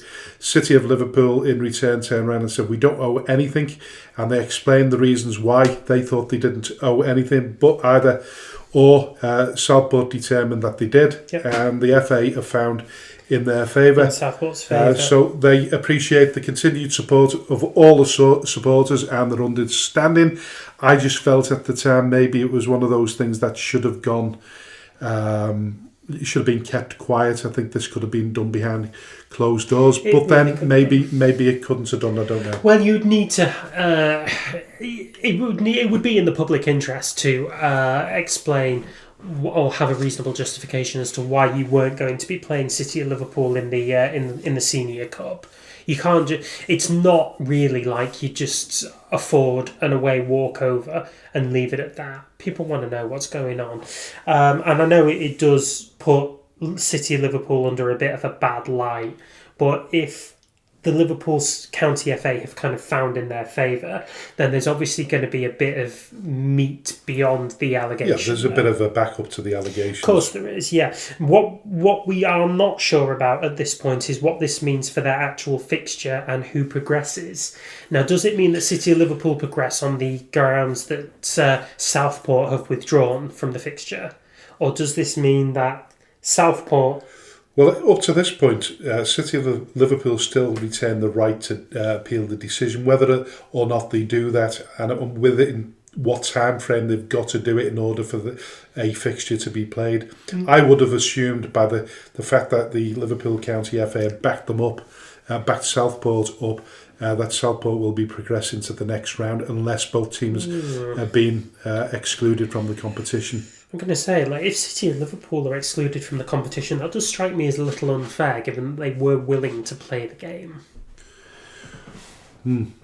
Well, listen, you'd have to go deeper into the rule book to find out where they stand on that, because in terms of competitions, we know that you've got to, to be part of a league, you have to pass a fit and proper test. You'd also scrutinise financially. If you break those rules, then you're kicked out of competition. So if it's a financial ruling, I would imagine, and they've ruled in Southport's favour, then City of Liverpool will be kicked out of the competition. And I would assume they'd be kicked out of the competition until they repay those alleged funds that they've not paid. You might be right. Interesting. But it'd be interesting to see whether it's gone too far now for either team to be included in the competition. But listen, we'll know more about that, I'm sure, in the next couple of weeks. So further updates will be shared if necessary. So listen, we're going to move on to part 2 of the show. Oh, you've done. Hang on a minute. I finished my homework. He's finished his homework now, and the only reason that he wants to announce what his score for his predictions is because he's obviously beaten me. Go on then. 13. 30. I don't know where you got 13 from. Well, I'll tell you. Well, go on. First Division North then. Who did you back in First Division North? First Division North. I backed Thornton Cleveleys versus Ashton Town. That was a draw. Yeah. The only one I got right. That was the only one in that division you got right? Yes. Well, I got every single one wrong in there. So which ones did you get right that I didn't? Okay. Have you predicted games that weren't played? No. Chadderton versus Burscough. I went with Chadderton. Chadderton versus Burscough. Yeah, I went for. I went for South Liverpool, Chadderton, Droylsden, Ramsbottom, West Didsbury and Chilton, and Prestwich Hayes. So Prestwich Hayes didn't get played. So I backed West Didsbury and Chilton. Yeah. Droylsden and Chadderton. Yeah. I got Ramsbottom wrong. Why? What did you go for? I went for Ramsbottom, and then I backed Albion Sports against South Liverpool, and obviously South Liverpool won. So okay. So I'm winning that league there. So the Premier Division, AFC Liverpool, Abbey Hay. I got that right. I got that right as well. I went for Barnoldswick against Atherton Allard. I'm assuming you got Atherton Allard. No, I went for Barnoldswick. Did you? Mm-hmm. Charnock, I went for Charnock. Charnock won. Well, they didn't play. No, sorry, it's my eyesight. I got Wythenshawe against City of Liverpool. So did I. Oh, listen. Anyway, I don't know where you got the rest of yours from, but 13? I got 13, yeah. So I backed Wythenshawe, I backed Glossop, I backed Padiham and they went wrong. FC St Helens against Stockport Town, I got that one right. And then in the Division One South, Stafford Town versus Shawbury, I got that one right. The only other game was Cheadle Heath Nomads versus Oscott Heath, I got that wrong. Chadderton versus Pilks on Tuesday night, I got that right. And then AFC Liverpool versus Wythenshawe on Wednesday night, I got that one correct. Telford Town versus Wolverhampton Casuals. Who's this? AFC where? AFC Liverpool versus Wythenshawe. All right, and you went for who? Wythenshawe. All right, I didn't see that one yet. I got that one right as well, so that makes me 10. All right. It's a little bit closer, isn't it? I didn't realise that was played. I'm getting nervous now. Most of the games were cancelled, weren't they? Yeah, and then Telford Town versus Wolverhampton Casuals, I got that one right. And then Remy versus South Liverpool got that one Telford Town versus... sorry, I didn't mark that one off.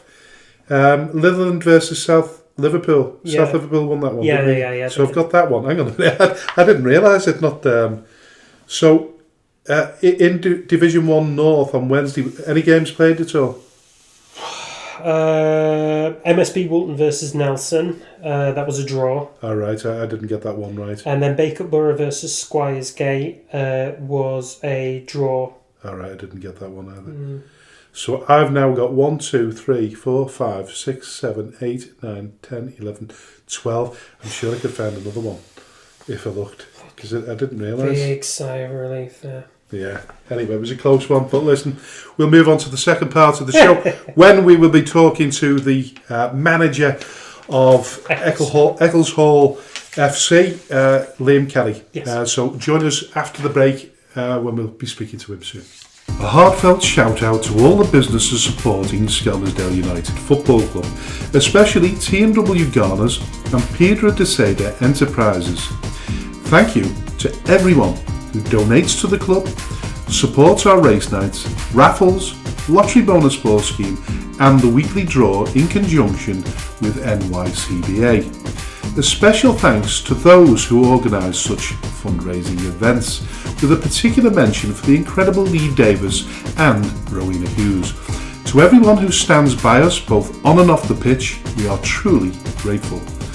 If you wish to sponsor the show, please contact me at chairman.skemutdfc@gmail.com or alternatively call me on 077 66054 548. All proceeds will go to Skelmersdale United Football Club. Thank you for your unwavering support. Hello and welcome to the second part of the show, and a warm welcome to Liam Kelly, who's the Eccleshall manager. And for so long throughout the season and last season, I've been pronouncing the name of Eccleshall either Eccleshall or Eccleshall. I think the correct pronunciation is Eccleshall. Is that correct? No, it's Eccleshall, actually. Is it Eccleshall? Oh, well, you know what? Yeah. I don't believe that. You know what? I actually... Everyone does it, mate. I've been pronouncing it as Eccleshall for a long time, and not been too... Because I know there's an Eccleshall town as well, isn't there? Or is it Eccleshill? It's Eccleshill, is it? I can't remember. Yeah, I think there is an Eccleshall town down south, yeah, because I've seen them get our Twitter. And that is pronounced Eccleshall, isn't it? Yeah. Something like that. Well, we've got the same issue with Holland, haven't we? We've no idea how to pronounce that up until very recently. Yeah. But what I actually did today, believe it or not, I googled when I knew you were coming on the show. I googled pronunciation of Eccleshall, and it said Eccleshall, not Eccleshall. Well, you need to amend Maybe Google. I've been doing it wrong for years, man. Listen, well, you're from that neck of the woods. You should know better than anyone. But listen, like I say, warm welcome to the show. Thanks for coming on. Pleasure, gents. Thanks for having me. Yeah, no, not at all. Listen, if my research is correct, you're only 33 years of age, aren't you? Yes, mate. Yeah, that's right. All right, I'm glad I got that bit right. There we go. That would have blown the rest of the show, because we've had a lot of really, really young managers on this show. It's unbelievable. Listen, before we discuss with Eccleshall, tell us a bit more about your football journey that led you to become the manager of Eccleshall in the first place.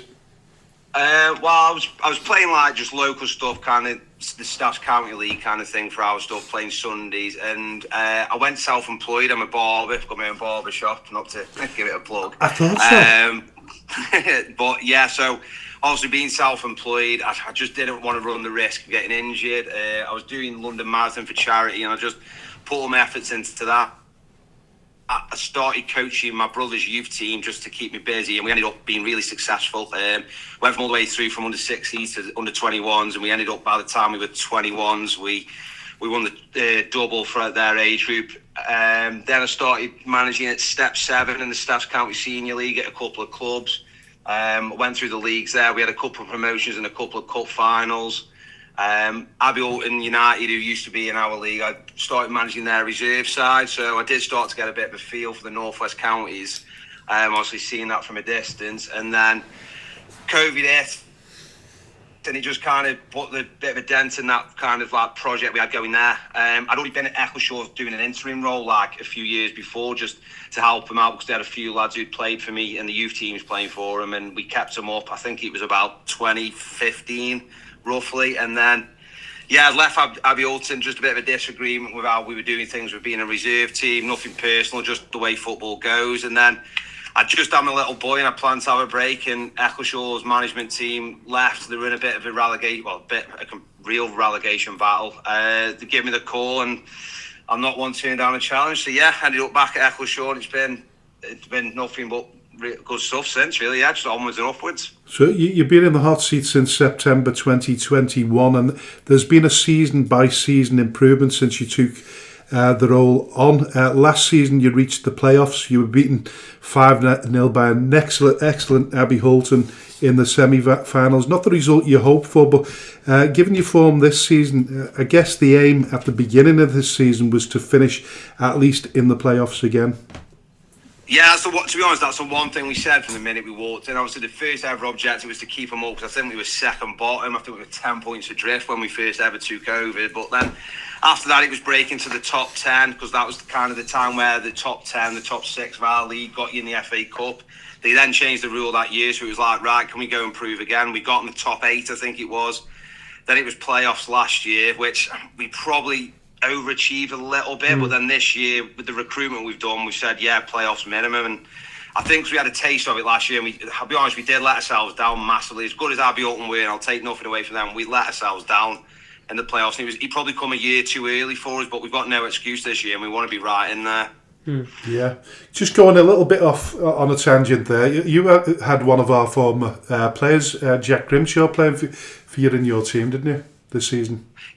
Yeah, mate, great lad. It's just we had a. I'll be honest, we ended up completely rebuilding the side, obviously, because of how well we did last year. A lot of players went and played high, have gone and played higher, gone and earned a lot more money, which I can't fault, and I'll never stand in the way. So we had a bit of a rebuild in the summer and brought Jack in. He found himself in it. He's a great lad, great attitude. He's just moved to Wolverhampton Casuals. Yeah, top lad, mate. He's just the position he plays, the shape we play now, just didn't quite suit him. So he got a little bit frustrated, and a little bit disappointed. So he's moved on, but he's gone with our best wishes, mate. He's a great lad. Yeah, definitely. So listen, this season's looking really promising. With only 2 losses against Stafford at the start of the season and New Mills at the end of August.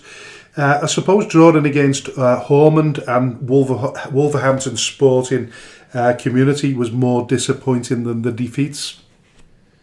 Yeah, weird ones really. So you look at the 2 games we've lost. The Stafford one, we were such a new team. We hadn't had a long enough pre-season really, with considering the rebuild we had. We had 6 players left from last season, so he felt a bit at the wrong time. We missed a penalty at 1-0. I figured that goes on with the Nick Summit, and then New Mills away. It was just 2 individual errors. It was one of them days. But the Ormond away was a strange one really, because and it's an easy thing to say, but they're a better side in the league table. Says really good going forward. They're not great defensively, and again, I don't think they'll mind me saying stuff like that, but we were 2-0 down in that game, went 3-2 down, and then equalised last minute, so at least we took something positive out of the game in terms of character. The Wolves Sporting one was their manager's first game in charge, and not make excuses, but you know the old one in football, the new manager bounce, and they ran through a brick. It's the classic, isn't it? They ran through a brick wall for him, and yeah, they equalised last minute against us, so it was points thrown away that afternoon, but you just have to, I always say when you drop points against the teams down the bottom, you have to go beat the teams at the top and make up for it. Yeah, you definitely do. How difficult was it having to rebuild so much of your squad that had departed, and would you have been a bit more understanding had you not been sitting in second because at this time because of the rebuild? Oh yeah, I think it's disappointing because we stood on the pitch at Albion after we lost in the playoffs, and I said I think as a group you owe it to the club to give them one more year because you let them down today. Obviously, again, money talks, people move on, and luckily nobody moves sideways, which I can't. You have to take some personal credit that you've seen lads go higher. Yeah. And somehow, I don't know how we've done it, we've ended up with a better side. The side we've got this season would beat last year's team. It's just obviously we've had to get it to gel, and it's gelled so much quicker than we ever thought it would. And I think this time round we've got that little bit more experience, a little bit more know-how in the group. So in the end, everything happens for a reason. Like I say, we've somehow come back with a better group. So yeah, I'm not surprised where we are. I just didn't think it'd happen this quick. No, I suppose not. How did you get new lads to kind of buy into Eccleshall and buy into Liam Kelly? It's a good question. I think I've got really proud ethos in terms of management. I'm a big believer in you at this level for a reason. So you make sure you work harder than everyone, you want it more than everyone. And I won't just, as much as we're having a rebuild, I wouldn't just sign any player. We kind of obviously identified the areas we needed to improve and strengthen, and we made sure we got the right type of lad. And so there was some training sessions in pre-season. We had 9-10 lads, and I kept saying to one of my assistants, Nathan, who does a lot of the recruitment, I said, I don't want to bring any old player in. I said, I'd rather quality and the right lad over quantity. And slowly but steady, and because of how well we did last year, the reputation's got out there, and I think it does help being younger sometimes because you can get on the level with the lads. And I'm lucky. I've always seemed to earn people's respect, but I'm pretty no nonsense, and I do give everyone gets one chance with me, and that you don't get a second kind of thing. And if you do buy into it, I've always said I'll run through a brick wall for you if you run through a brick wall for me, and we have landed on them type of lads this year. The club's a great club. I can't speak highly enough, and I always say everyone says their volunteers are the best, and you can't thank them enough. But I genuinely believe our volunteers are the best. We've got a great facility. I'm not sure if you've ever been down. No, I was going to ask the question really there in terms of financing the football club, because you've hit upon it there that players going for more money and hopefully, like you say, there's a progression and they go further up the ladder. But how are you fixed financially to take the club further up? Because it's a lot harder. We talked about it even at our level when we were in the North West Counties Division One North. There was players on £350, £400 a week. That was more than a lot of clubs' weekly budgets. So how does it cope? How does the club fare in terms of finances? Well, you're definitely bang on about the money, because I think that's why the league's improved so much, because there's players playing at our level who would never have looked at it twice, but the money that's getting offered is ridiculous. And when you're talking about people buying into it, I think that helps that we haven't got a huge budget. We do okay. We pay decent expense money, but you're not coming to Eccleshall for a payday, and I make that clear from day one. So that drives away anyone who's playing for one, money, or two's got an ego chip on the shoulder. So it does us a favour. The club are working so hard behind the scenes to grow it. We've got more youth teams than we've ever had. We've got a really successful reserve side who are top of their league and the Staffs County League. So we are bringing as much money in as we can. We're getting more sponsors on board because we're doing so well. But yeah, like I say, I think we're in a position to go up. I do think we compete as well. I think we'd have to keep this group together. That would be the big thing, really. Yeah, most definitely. Listen, you've got Runcorn Town this Saturday. You drew with them earlier on in the season, despite leading the game 2-0 at half-time. So you could effectively reduce the gap to just 3 points if you beat them, and you still got a game in hand. How confident are you after that initial encounter, and how important is this upcoming match? I'm confident for two reasons. One, we're a much better side than when we faced them last time. We've signed a couple of extra bodies since then. Obviously, we've had a little bit more time together. And two, if I'm honest, we threw it away. They didn't really get themselves back in the game. We threw it away. We were playing a certain shape. Ben Marshall, I mean, he's an ex-pro. He's one hell of a player for our level. He had to come off of a calf injury, and he just deflated us a little bit just as they were getting on top. And we had to change the shape. And they scored two scrappy goals. Really, and they're a top side. I do still think they are probably on paper the best side in the league. So, but we're going there to try to win the game. I've just left training, and we've had a great session, and the lads are absolutely chomping at the bit. I do generally believe teams will be more worried about playing us at the minute than we are worried about them. And with 13 or 12 unbeaten in the league, I mean, nobody will want to play us at the minute. So, yeah, we're confident, but we know. I've said to the lads, how big a game this is. It is possibly season defining. Yeah, there will be. Listen, you've got two fantastic players there in real good goal-scoring form as well, Jacob Vernon and Daniel Glover. So you're hoping they'll keep that going into the game against Runcorn? Yeah, Vern's got no right to score the goals he does. He's never been a goal scorer, lad, so don't be bigging him up too much. No. But he scored a few as late, yeah. Yeah, he has his chipping in, mate. But Danny shouldn't be anywhere near playing at our level. He's kind of done it as a bit of a personal favour to me and one of my assistants because we've known him a while, and he's a class act. He scored goals at step 3 and 4 all his life, and that you go back to that last Runcorn game and that Horman game we drew. Danny had only just come in, and he'd not been able to do any pre-season because he broke his foot for Chase Town, and we've got the two best strikers in the league, in my opinion, with Danny and Nicky Parker, and they're a real handful, and we found a way to play him together, which we couldn't do at the start. And yeah, Danny's in that kind of form as a number 9. He gets half a chance. He's scoring in a minute. I think he scored 13 and 8. He's on fire. If I'm honest, I do think he should have won the League Player of the Month, but he knows how good he is, and we know how good he is, and he is carrying us a little bit at times. It can happen. Looking at the form table then, yourselves and Runcorn kind of hold the leading positions. It's worth noting that alongside your prowess in front of goal, you've got some serious defensive solidity there. Is it more important for you as a manager, and I suppose as part of your ethos, that you have a more structurally sound defence or a more attacking capability? Oh, anyone who's ever played for me will tell you this is unheard of. My team's like free scoring. I'm big on hard to beat. I'm from the Tony Pulis school, I think, of football. I'm a Stoke fan. We've always had one of the better defences. I think we might have the second best defence in the league. So our Achilles heel has always been scoring goals, and I've been jokingly known as a number 9 killer. But this time also we've got the balance right. But yeah, it's the credit to the coaching staff, not just me. The coaching staff have worked so hard this time. That when you go back to buying into it, I think you can be a great defensive side if people buy into what you want to do. Everyone knows the roles, and that's not just the back four and the goalkeeper. That's front to back. Everybody in the team knows the roles at the minute, and I do prefer being hard to beat. I'm a big believer if you don't concede, you can't lose. But yeah, it does out when you're scoring 3 or 4 a game at the minute. It does. So going on to you personally, you've reached a milestone of 150 matches in charge by the end of September, which I think is a record for the longest serving manager in Division One South. What have across your 150 matches, what have been the standout moments for you, and how eager are you to reach that 200 match mark? Standout moments. We've had some great Derby Day. We've always had a great rivalry with Abbey Alton and Foley Mere. It's just not personal vendettas or anything like that. Local sides, bit of needle, how it should be, and we've always seemed to come out on top. I think we've beat Abbey Alton 8 times out of 10. I think we beat Foley 3 out of 4. We've had some great derby matches with Broughton when they were in the league. I've always really enjoyed that. One of them where you've had a great battle and then you're having a beer in the clubhouse after. I'm big on stuff like that.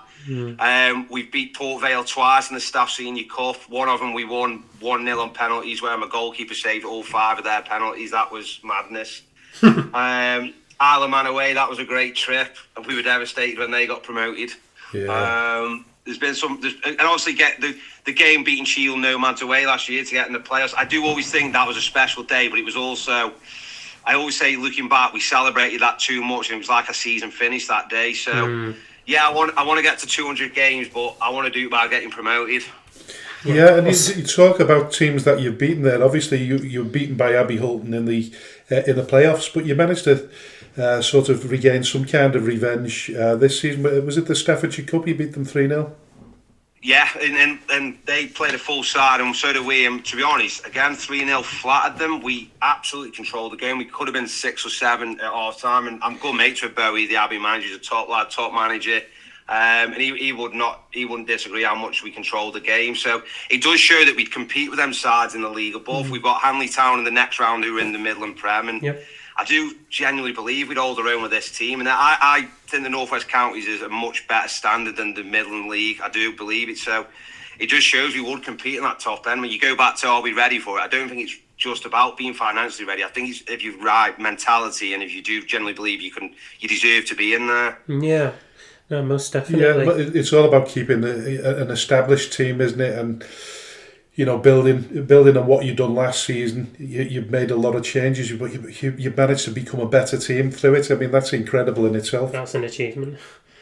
Well, there's a big thing at the minute, which I don't think our lads get enough credit. My striker, Nicky Parker, he's had 6-7 day approaches already by November.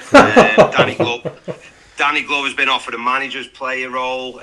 Jordan Flatley's had 2 or 3 offers. The 7 I've never known it like this. And considering we don't pay big money, like I say, no one's here for a payday. By the time people have drove to Eccleshall and your away games, nobody's making a penny out of us. And lads are staying for the reasons. I can't give them enough credit. Everyone keeps saying how well we're doing, but the lads' loyalty has been unbelievable. And that's when you ask me about groups, this is the best group because it's the most loyal. And I can't fault. I've got lads dropping down 2 levels, play for us, joining from Newcastle Town and Kids Groves, and it's an absolute credit to them. I'm so proud of them. Yeah, it's clear it's a very, very competitive area where you're playing your football. Who's your local competition other than Abbey Holton? Geographically, probably Stafford Town, but a lot of us, so basically Eccleshall's more, in Staffordshire, it's more Stafford way, whereas myself, the management team, we're more Stoke-on-Trent based. So for us, the Derby days were always your Abbey Holtons and your Foleys, whereas really, geographically, it is your Wolverhampton and your Stafford teams. To be fair to Stafford, they have been a bogey side for us, and we've always had close games with them, and they just seem to edge it against us. So probably on paper, it is them. But I think now, I've just over the years, I've just learned as a manager, try and get on with everyone because you don't know when you'll need a favour. So I've just always said to lads, go about the business quietly this year and let's just not have any rivals. Let's not have any games where we're somebody's cup final because the dying beat is just go about the business like nice and quietly. It's a reasonable way of doing it. It's taken a long time to learn that, let me tell you. Yeah. Listen, talking about your facilities where you play your home games, is it a 3G pitch or is it grass? What is it? Grass it is one of the better pitches in the league. I mean, obviously we were called off last week, but we don't get many games called off. Yeah, we've got 2 kids pitches, both great facilities. We've just had the changing rooms all done up. We just had a new kitchen, which you might see on the league website. The facility's top class. To be honest, it's not probably far off being a step full facility. And when we do travel to some grounds, I do say to the lads, you don't realise how lucky you've got it here at Eccleshall. The little things like the after-game food and things like that, you don't realise how good they've got it. And again, that is a selling point for the club. We've got a minibus for away games. Not many people have that option. It's a massive selling point. It does help. Yeah, it does. How much of that kind of drive to be a better facility overall can you attribute to Neil Washington, the chair? And what's your relationship like with Neil? Oh, we have a few spats, but it's like he's like having a dad. It's like having another dad, honestly. He's a top bloke. I won't have a bad word said about him. And I know, again, I've said it, everyone goes on about how much work people do down the thing. I think he's 80 years old, Neil. I hope I haven't got that wrong. But he is down that club Monday to Saturday. He rings me 2-3 times a week. And winning that Club of the Month award the other day, and I see his reaction, that makes it worthwhile for me. I don't manage a team for my own personal accolades. I generally don't. I like giving a bit back to people like Neil, and he was the first manager at this, first chairman at this level to take a punt on me. So I'll always be grateful, and that's why I do want to get him over the line and get him promoted, because they've always been underdogs at Eccleshall and like been in the shadows a little bit. And to see the committee believing in it a little bit, and when I come through the door, once we stayed up that first year, I said, you've got to start believing you can go somewhere. So they're getting the rewards now, and that makes it so worthwhile. And the lads know that as well. The lads all love the committee. They come every game. They love it. He's a top bloke, Neil. And there's plenty of other people on the committee. Well, I've noticed that you've got probably the biggest committee I've ever come across. And I think they all just want getting games for free, to be honest. It's got to be 20 strong, hasn't it? Something like that. Yeah. Oh, yeah. And like I say, it's little things like tonight. We train next to the reserve side, and our first team lads all know the reserve lads now. I get on great with their manager, and it is a proper family club. And again, I know everybody says that, but it really is at Eccleshall. Like, the whole club are buzzing when we've won Club of the Month. You know, we've had the kids' teams be mascots. I'm a big believer that's what non-league football's about. The more people you get involved, the better. And I do love the club. I can't say enough good things about them. Listen, the results are great, but it's got to be fun as well, hasn't it?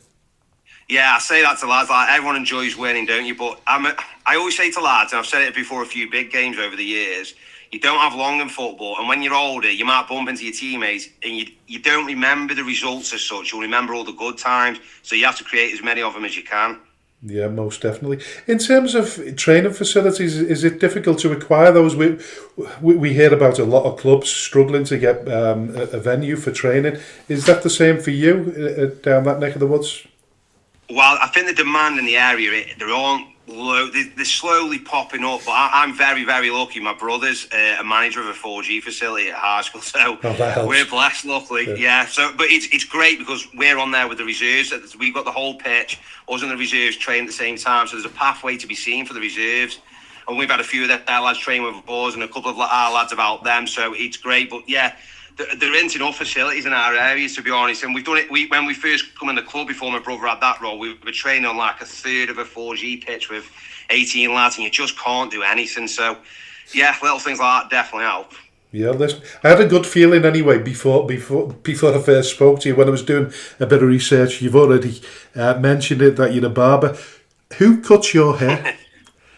Do you know how many times I get asked that a week? I know, yeah, but I thought I'd ask anyway. 3 lads work with me, mate. So I've had it cut today because we were having the Christmas night out Saturday. So I've seen your mullet. I've seen the picture. You've got a really good hair, do you?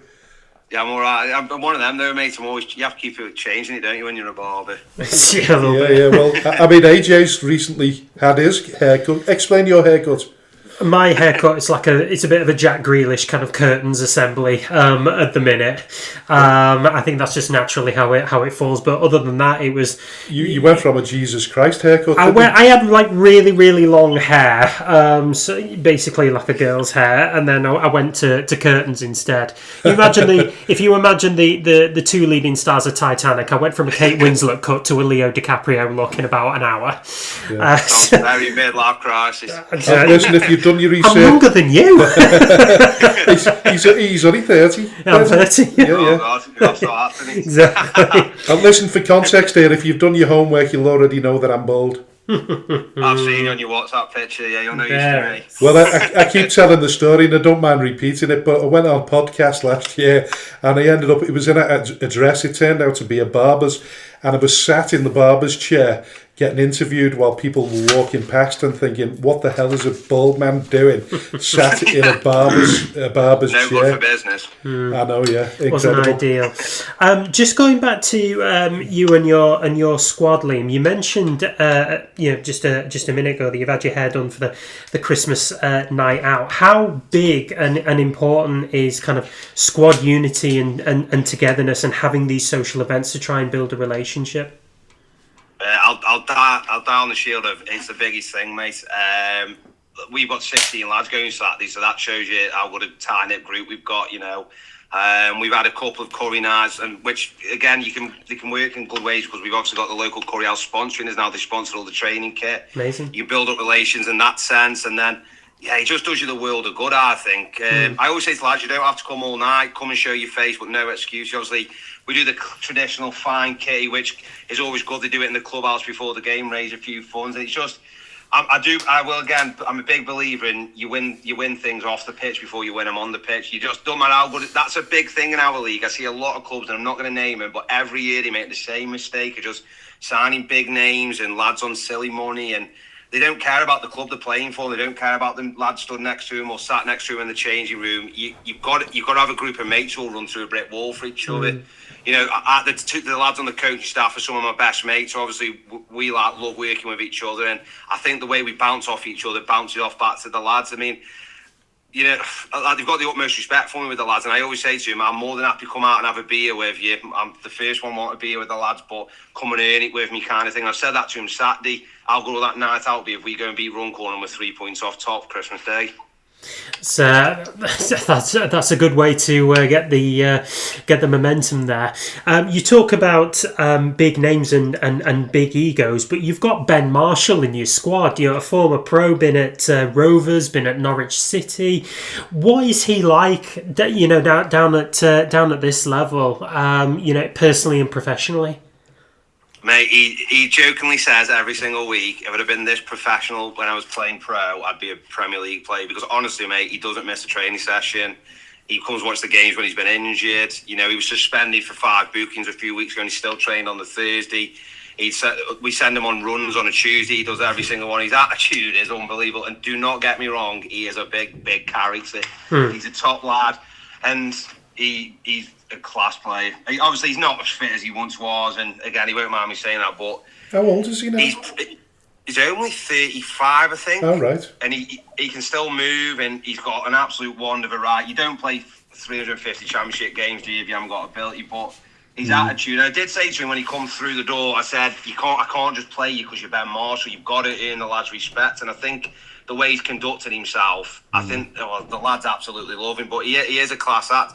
But it's little things, without getting into too much detail, one of the lads has been really struggling with an injury and hasn't teamed himself. He was doing really well at the end of the season. And Marsh has gone out his way to ring this lad and check in on him. And I just think he's played all them games in the Championship. He doesn't have to do that. He could literally turn up on a Saturday and not give a damn kind of thing. And he's the absolute opposite. He loves it. That's shown a bit of class, and it also shows that how much it means to individuals even at this level. It doesn't matter which level of football you're at. If you're injured and you're not figuring, and you're in rehab or whatever, it's a long road back sometimes from injury. Yeah, I think when you go back to about things like teams night out and lads enjoying it, I think there's your perfect example. Marshy's far in love with the pro game. I think he played for Darwin, was it, for a little bit, and then started just playing Sunday League, which I don't think he could stand that. He said that was too poor. But, he's got the love back for it, and he's there every week. So we beat Barton away, and then we play Ormond at home, and we played unbelievable at Barton, probably one of our best performances. And I had to pull him and say, listen, I can't start you. And he's like, yeah, you don't have to explain to me, kind of thing. He just says that's football. And when you've got someone like him buying into it, but to be honest, if you didn't know he'd been a pro, you wouldn't know he'd been a pro. Bar his ability as a person, you would not know. He's actually quite embarrassed about it, if anything. He doesn't shout it from the rooftops. He's just not that type at all. And yeah, there's no ego at all with him. What a great lad. Yeah. Listen, away from football, we know football management's very, very stressful job at the best of times. How do you cope? What do you do to relax away from football? I don't think I've relaxed for 33 years, mate. I love me running. That's like my little time on my own. Because obviously with my job, it's non-stop talking. And football, you know how it is. You don't come off the phone, and you don't. I think I'm a business owner, and you probably switch off. I switch off more from my business than I do football management. It's non-stop. But yeah, I love the gym. I love running. I've got my little boy, so I do as much as I can with him. I'm big into my indie music, so I like my gigs and stuff. So yeah, typical 33-year-old lad stuff, really. Yeah, nice one. Good. Listen, just a few questions to finish. Sort of rapid fire questions, if you like. Worst thing about football? Worst thing about football? Money. Money. Totally agree with you there. Best thing about football? Team nights out. Team nights out. What rule would you change? That 6-second goalkeeper rule. Is it 6 or is it 8? Is it 8? I think it seems to be 6 in our league. It's been 10, 8 and 6 this season. Yeah. Well, listen, we talk about it often on the show. We think sometimes rules are made there to hinder rather than help, but that's another show, isn't it? Yeah, well, I do get on referees every now and then. But I do actually always feel sorry for them because we've done the whole of pre-season. We've not once done that 8-second rule. In the first game of the season at Stafford, the ref mentions it, so we haven't practiced it. So the keepers are fretting, everyone's on the ref's back. I do actually really feel sorry for them. Have you seen the sin bin in this season? Because we think it's just pretty much getting phased out. We've not seen anybody issued with the sin bin in. No, we've had one player, not us, another team. And you know what? I was about to say that. Just the 8-second rule, they'll get bored of it in about 3 months, like every other new rule that comes in. Remember, that was another one where you have to have the same colour tape on your socks and stuff. It's like there's bigger things going on in football than that. Just move on. Yeah, bizarre. Listen, I could talk about referees and rules forever in the day, but I'll only get myself into more trouble. But listen, what are the non-negotiables if you want to play for Liam Kelly? I think you hit upon it a little bit before. You play for the badge on the front, not the name. Well, obviously don't have names on the back, but you know the one. Play for the badge on the front, not the name on the back. Attitude for me. Yeah. Most definitely. Listen, if you could manage any other club in the non-league pyramid, and I'm saying non-league pyramid, who would it be and why? That's a good question. Honestly, I generally don't know if I'd ever go anywhere else other than Eccleshall, but I would love a crack one day, maybe at one of the big local clubs like a Stafford Rangers or someone like that, where you could where the ceiling's as high as you want it to be, kind of thing. Something like that would be brilliant, like a Macclesfield or a Stafford Rangers kind of thing, where you really can have a good go at like an FA Cup or something like that. Yeah, so listen, you've obviously said you want to stay there for as long as you can at Eccleshall. So what's the ambition now moving forward? Have you got like a 3-5 year plan? If I'm genuinely now, and this isn't me being football manager cliche, I am just taking it game by game because of the position we're in. But obviously, you do all realistic. I want to be managing in Step 5 next year. If I'm honest, at the end of last season, I did have a big think to myself about possibly having a breather just with my family commitments and my work commitments. And Nathan, one of my assistants, was like, we've got unfinished business, give it one last go. And to be honest, the lads we've got now, they've reignited the fire a little bit for me. So I do want to take him Step 5. I genuinely think we could have a right good go if we did get out. I think this league is harder to get out of than the one above. I think the North West counties are so competitive. The fact that only 2 teams go, I don't think you should come second. Like Stafford Town last year, come second, and they were brilliant all season, and they miss out on promotion. It's not right. So, yeah, obviously take it game by game, but next year we want to be in that Step 5 for definite. And if you do get to the Step 5, which division do you want to be in? The Midland Premier or the North West Counties Premier? Definitely the Midland Premier. That's no disrespect to that league. It's obviously still a good standard of football, but I'll look at some of the teams of that league and I think we're levels above them, and that's not me. I never want to shout from the rooftops about how good we are, but I do think we would at least come at the top end of mid-table. Broughton proved that. They won our league and they were a great side. I love Alex, who's the manager. They're a great side, but we beat them 3 times the year they went up in the league year, and we weren't as good a side as now. And the year after they went and won the league, you know, we beat Abbey Alton twice last year. They've gone up and they're in the playoffs. We've beat them this year, so we've shown. The North West Counties Premier is a ridiculous standard. I do think financially, we'd struggle in that league because some of the money you're getting spent is absolutely ridiculous. Yeah. Oh, yeah, without a shadow of a doubt. But listen, It's been fantastic having you on the show. We wish you all the best for the rest of the season. Pretty sure if you don't win the title outright, you'll definitely win in the playoffs. So listen, good luck for the rest of the season, Liam. Thanks for coming on the show. Thanks for having us, gents. Enjoy it. Thank you. All right, take care, Liam. Cheers. Bye now. Cheers, guys. Bye now. A heartfelt shout out to all the businesses supporting Skelmersdale United Football Club, especially T&W Garners and Pedro de Seda Enterprises. Thank you to everyone who donates to the club, supports our race nights, raffles, lottery bonus ball scheme and the weekly draw in conjunction with NYCBA. A special thanks to those who organise such fundraising events, with a particular mention for the incredible Lee Davis and Rowena Hughes. To everyone who stands by us both on and off the pitch, we are truly grateful. If you wish to sponsor the show, please contact me at chairman.skemutdfc@gmail.com or alternatively call me on 077 66054 548. All proceeds will go to Skelmersdale United Football Club. Thank you for your unwavering support. Hello and welcome to the third and final part of the Speaking Frankly football show. Thanks once again to Liam Kelly, the manager of Eccleshall, for a really, really good interview there. Yeah, really insightful into a career, or at least a bit of a trajectory in the last handful of months that on paper looks to have come from absolutely nowhere, but when you kind of dig a little bit further, you realise kind of how much work is being put into that. Yeah, no doubt about it. And we wish him all the best of luck with the rest of the season. Yeah, we certainly do. So looking into the... well, we're going to talk about Skem United. We normally start the third part of the show before we go to our predictions and expert analysis. So we were at that last week's game at... Sefton.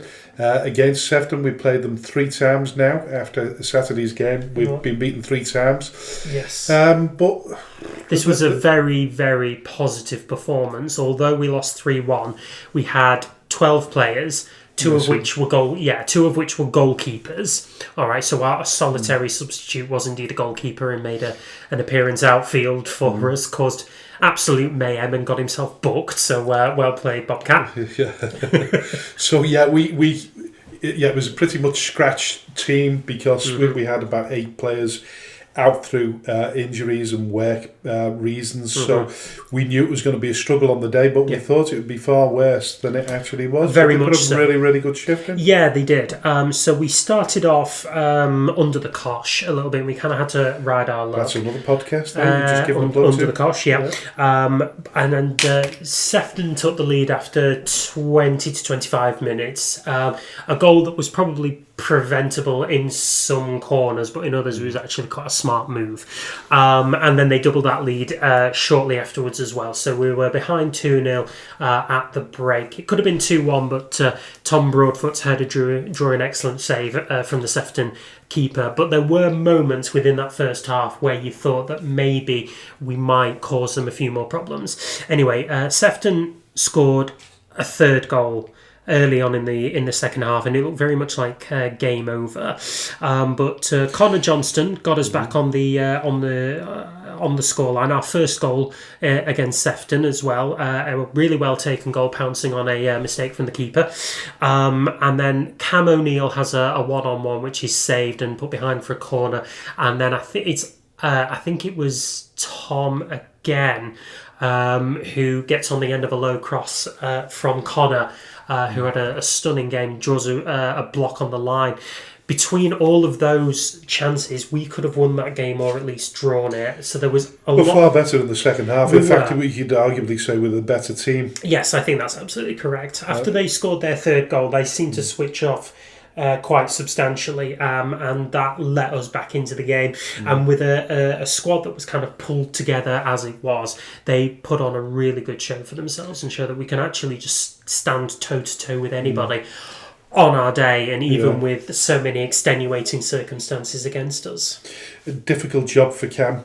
Up front on his own. Yes. It was never going to be a productive day for him, really, but he did extremely well considering. Yeah, very much so. In many ways played the perfect foil for Connor Johnston, because I don't think people expected, or certainly Sefton expected him to be as explosive as he was. I mean, I didn't. I mean, this lad has played 1.5 games for us, only just come back after a bit of an injury as well. He played for us against Nalgo, didn't he? And he put a very good shift in. That's correct. He played for us against Nalgo, had a bit of a turnout against Apollo, and then that was all we'd seen of him so far. So he made really good a really good show for himself in the centre of midfield there, and actually his pushing up from a central position actually allowed Cam to have alternative options rather than just looking to Brandon Carrington and Tom Broadfoot on the wings. So actually it just gave him another outlet, and probably our most productive one. Still masters of our own downfall in many ways. 3 goals that could have been avoided. Certainly, should have been avoided. The third one was entirely preventable. I mean, we had 4 defenders around that ball that Sefton managed to break onto and score. It should have been cleared at first man, really. As for the first 2 goals, it's 6 of one, half a dozen of the other, really, as to whether we could have prevented those goals. I think it probably just goes to show how good Sefton can be, that they were able to put those chances away, and they did enough to hold on and win that game. But I think we've probably caused them more problems than we have done in the previous 2 games. So once again, a really good show of ourselves, and a further blow, at the start that we had to get over when Reece Carrington had to withdraw from the squad due to injury as well. Yeah, just before the game. Unbelievable. Deeply disappointing. But there was not a single player in our team that had a bad performance. No. I think they all made a really good account for themselves. And after the bad performance by the referee in the previous week's game, which we highlighted in last week's show, we had a really, really good referee this week. An excellent referee there. I'm trying to find his name, because if I don't know if anybody from the Liverpool FA listens to the show, but if they do, I wanted to give him a shout out. I'll just try and... My only problem with him, and I did raise the question at the end of the game, and I did say to him, am I okay to ask you for a question? Asking a question which raised a few eyebrows, really. But it was when the referee came over and remonstrated with... There was a group of people, including you and I. Yeah. There seemed to be a couple of players remonstrating with the referee on the pitch and pointing fingers over at us. Yeah. I still don't understand to this moment what was going on and whether it was in his remit to come over and talk to us. His slant on it is, at step 7, I can. Yeah. I thought, really speaking, you should leave that to an official of the football club to speak to the crowd. But then, maybe. I mean, did he actually hear what was going on? I think he said there was a bit of swearing.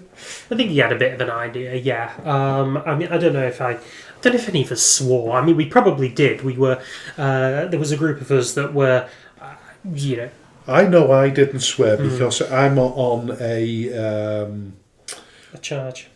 Yeah, no, but not just because I'm on a charge, but I've decided now that I'm not going to let people dictate my behaviour. Okay. So I've calmed down again. You're in the wrong spot for that. I've done something which I'm returning to, which I returned to many, many moons ago, when I felt, and back in the day, I felt as my first tenure as chairman or director of football, director of whatever it was at what stage when I was at Skemp first time round, I felt as though the North West Counties and the officiating down there was poor at that time.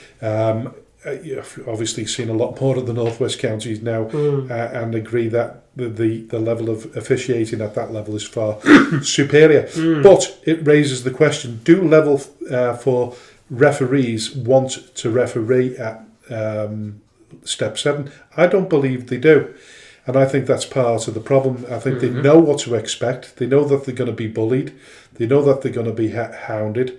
And I don't think, it's not as lucrative. I'm not saying that you get a great amount of money, but I think you get more in the North West Counties or the Northern Premier than you do if you're officiating at Step 7. But I definitely believe there's a snobbery attached to refereeing at Step 7. And I think sometimes that comes across in referees. But yeah, going back to the point we mentioned, we'll always point out the fact that when we've had a really good referee, then it's newsworthy as it was. But just that question of whether a referee should be remonstrating with the supporters and then telling us all to shut up.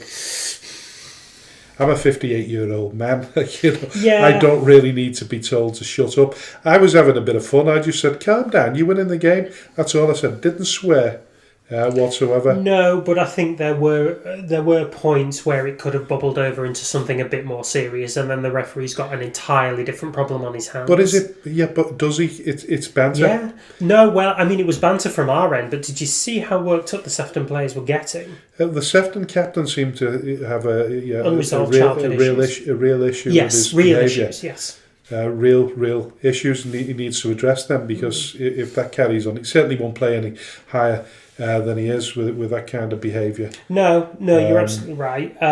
If you're gonna dish it out, you have to take it. Yeah, that's true. Like I say, I think. If we talk about, was it the number 2, the small lad with the curly hair?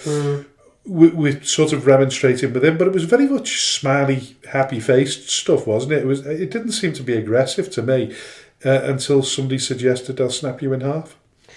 Yeah. And I even think that was funny, because I don't think it was meant. It certainly wasn't meant. No. It was, who are you? That kind of thing. There'd been a bit of a fallout between him and one of our fans, and I don't know if it just got a little bit overheated and Sefton. And I did promise to text that particular person and say, why did you leave 5 minutes before the end? So I'd cop it because I was the only other bloke there. Yeah, that's just something. But nonetheless, I think the referee does have a bit of a responsibility at that point to try and lower the heat. I don't think he does. I don't think. I think he's treading a very, very fine line. I don't think it's up to him to officiate crowds. He's there to do. If a game gets to a position where it needs to be abandoned, fair enough. But I don't think harsh words. I don't think coming over and shouting at supporters. And he literally did shout and said, "Shut up! Yeah, listen to me." Because we were interrupting him. I think he wanted to get his words out first, and we were just. But if you're gonna debate with someone, if you're gonna have a discussion with someone, if you're gonna come over and enter into dialogue, you've got to expect that there's going to be.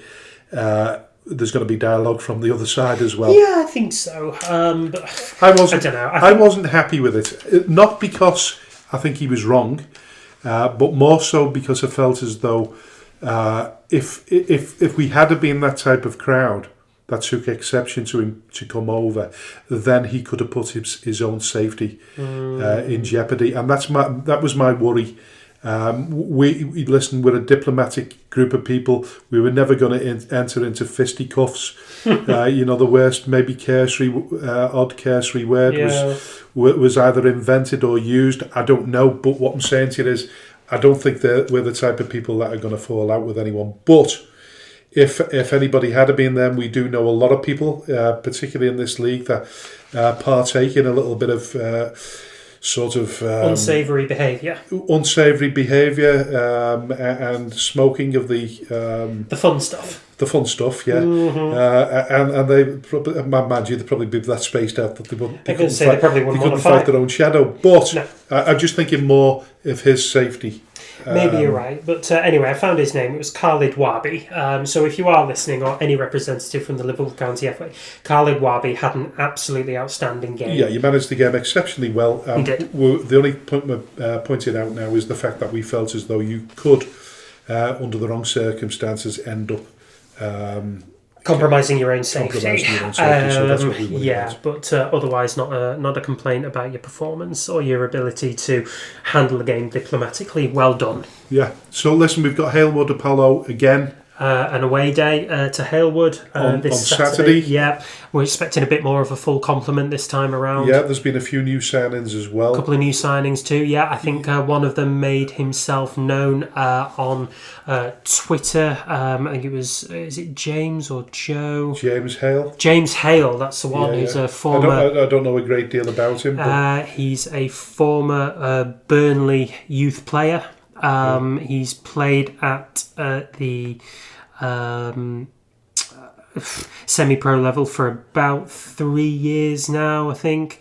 So he's done some bits. Yeah. Like I said, there's a few more signings there. There's the return of Peter Smith as well. Peter Smith has signed for us, so he will be back. Listen, it'd be just great to see his dad as well, because his dad's he's a smashing bloke, isn't he? Brian, we love him. We love him. Great sort of comedy moments in football matches where he talks. He's really funny. He's a really funny man. He is. Really good to talk to. So we look forward to seeing more of him as well. Certainly do. But yeah, next two games really, really important as we close before the Christmas break. So we've got now, like we say, Halewood Apollo on Saturday, which is tomorrow, and we've got MSB Walton Reserves on the 20th at the Marine Travel Arena. It's pretty... If we don't win them two games, you really struggle to see where we're going to get wins from. This is true. We've struggled for kind of consistent results through the season, despite the best efforts of Andy and co. And it's difficult because I understand that we are building something here, and with any luck at all, we retain a lot of the players next season, even if we don't go up. But you'd want there to have some kind of gelling already. And considering the limited amount of teams that are already in the Liverpool County Premier, it has been mooted about that. It's highly unlikely there's going to be any relegation. There's not enough teams to go up. Yeah, which is advantageous for us considering we are still sitting bottom for now.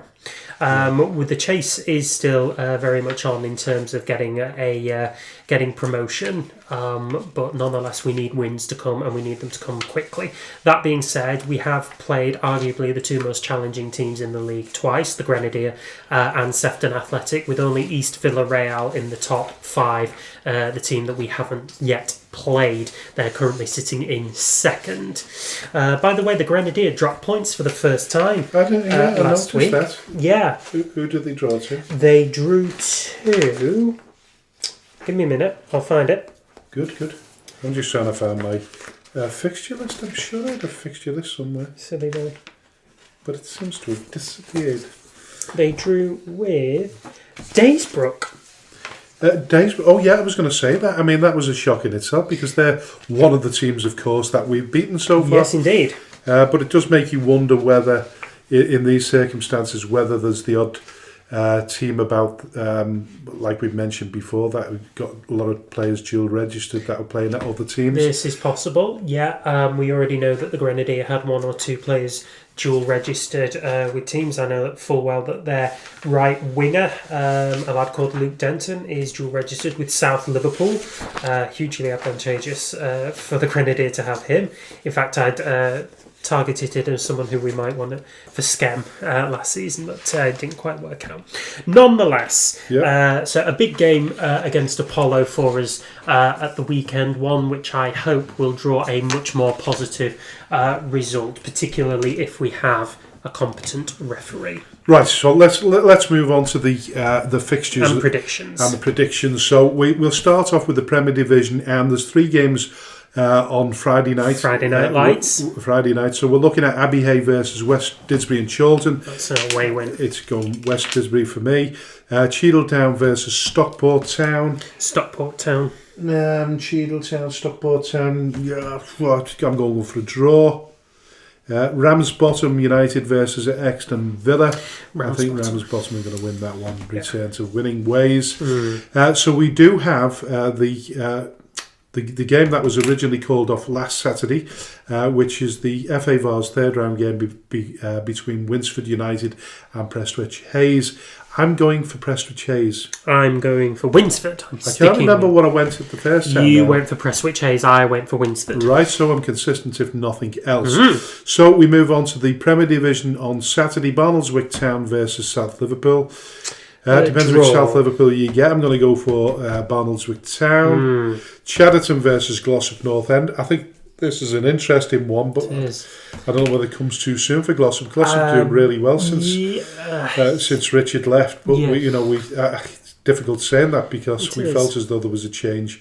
That they were in doing the momentum. In the momentum, but they just didn't hang on to it for long enough. But who do you see I see that as being a Chadderton win, just because home advantage plays an awful lot for them. Glossop play on a grass pitch, Chadderton play on a plastic one, and with Chadderton's attack being stunted last weekend by Burscough, you would expect them to come full out and firing this time around. So home win for me.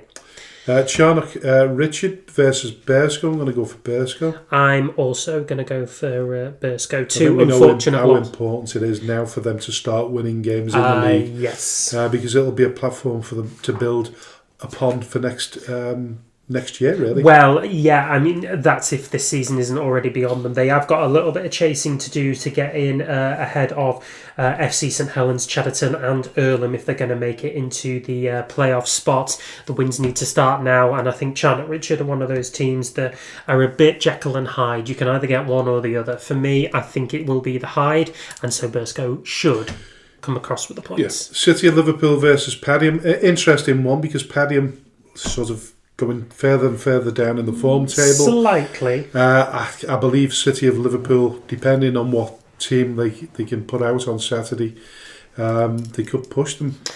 Push them is one thing.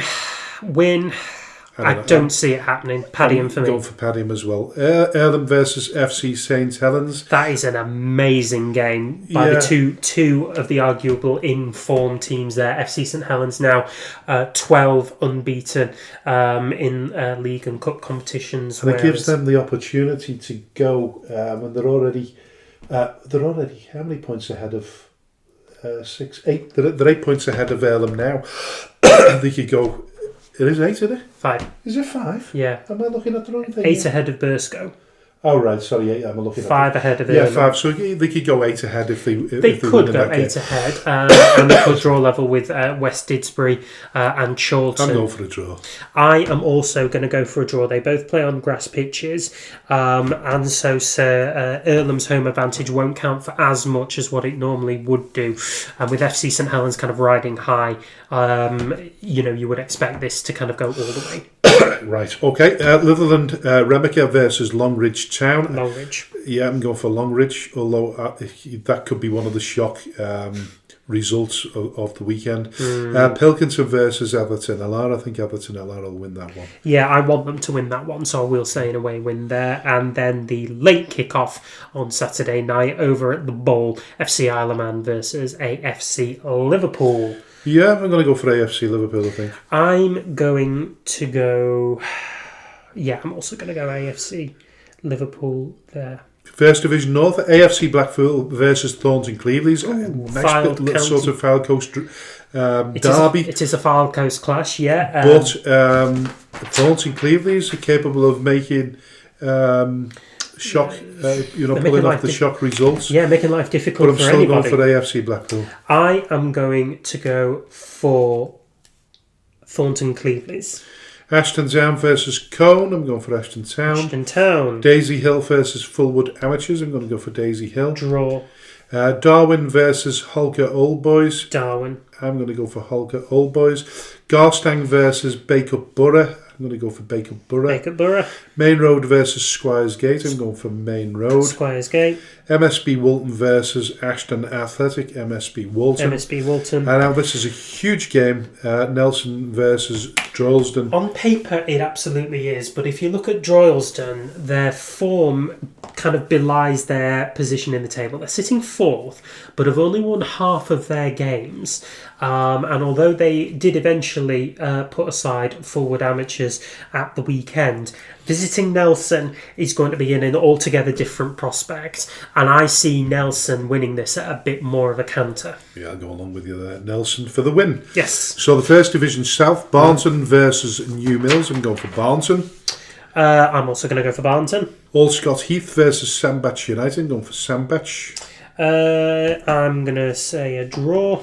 Alsager versus Foley-Mere. Foley-Mere. I'm going to go for a draw. Yeah, Asheville versus Stafford Away win. Town. Yeah, you know what? I don't think that's a foregone conclusion, that one. But yeah, I'm going to go for Stafford Town as well. Ormond versus Telford Town. I'm going for Telford Town. Mm-hmm. Runcorn versus Eccleshall. Oh, top versus second. I'm going for a draw.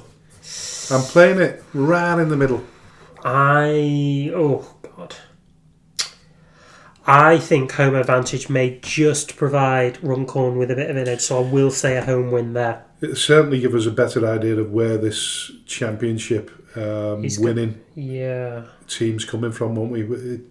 One of how many teams now? We still reckon Stafford Town are there, even though they're third, so they're still not out of the equation, but they've got 11 points to make up on Runcorn. They have got a game in hand, but they're going to need to be far more consistent, far quicker. I think a lot of it just boils down to if Eccleshall beat Runcorn, they reduce the odds to 3, and they've still got a game in hand. The only thing that keeps Runcorn there is the goal difference, and they're scoring a hell of a lot of goals, aren't they? 51. They're easily the biggest scorers in the league. Yeah.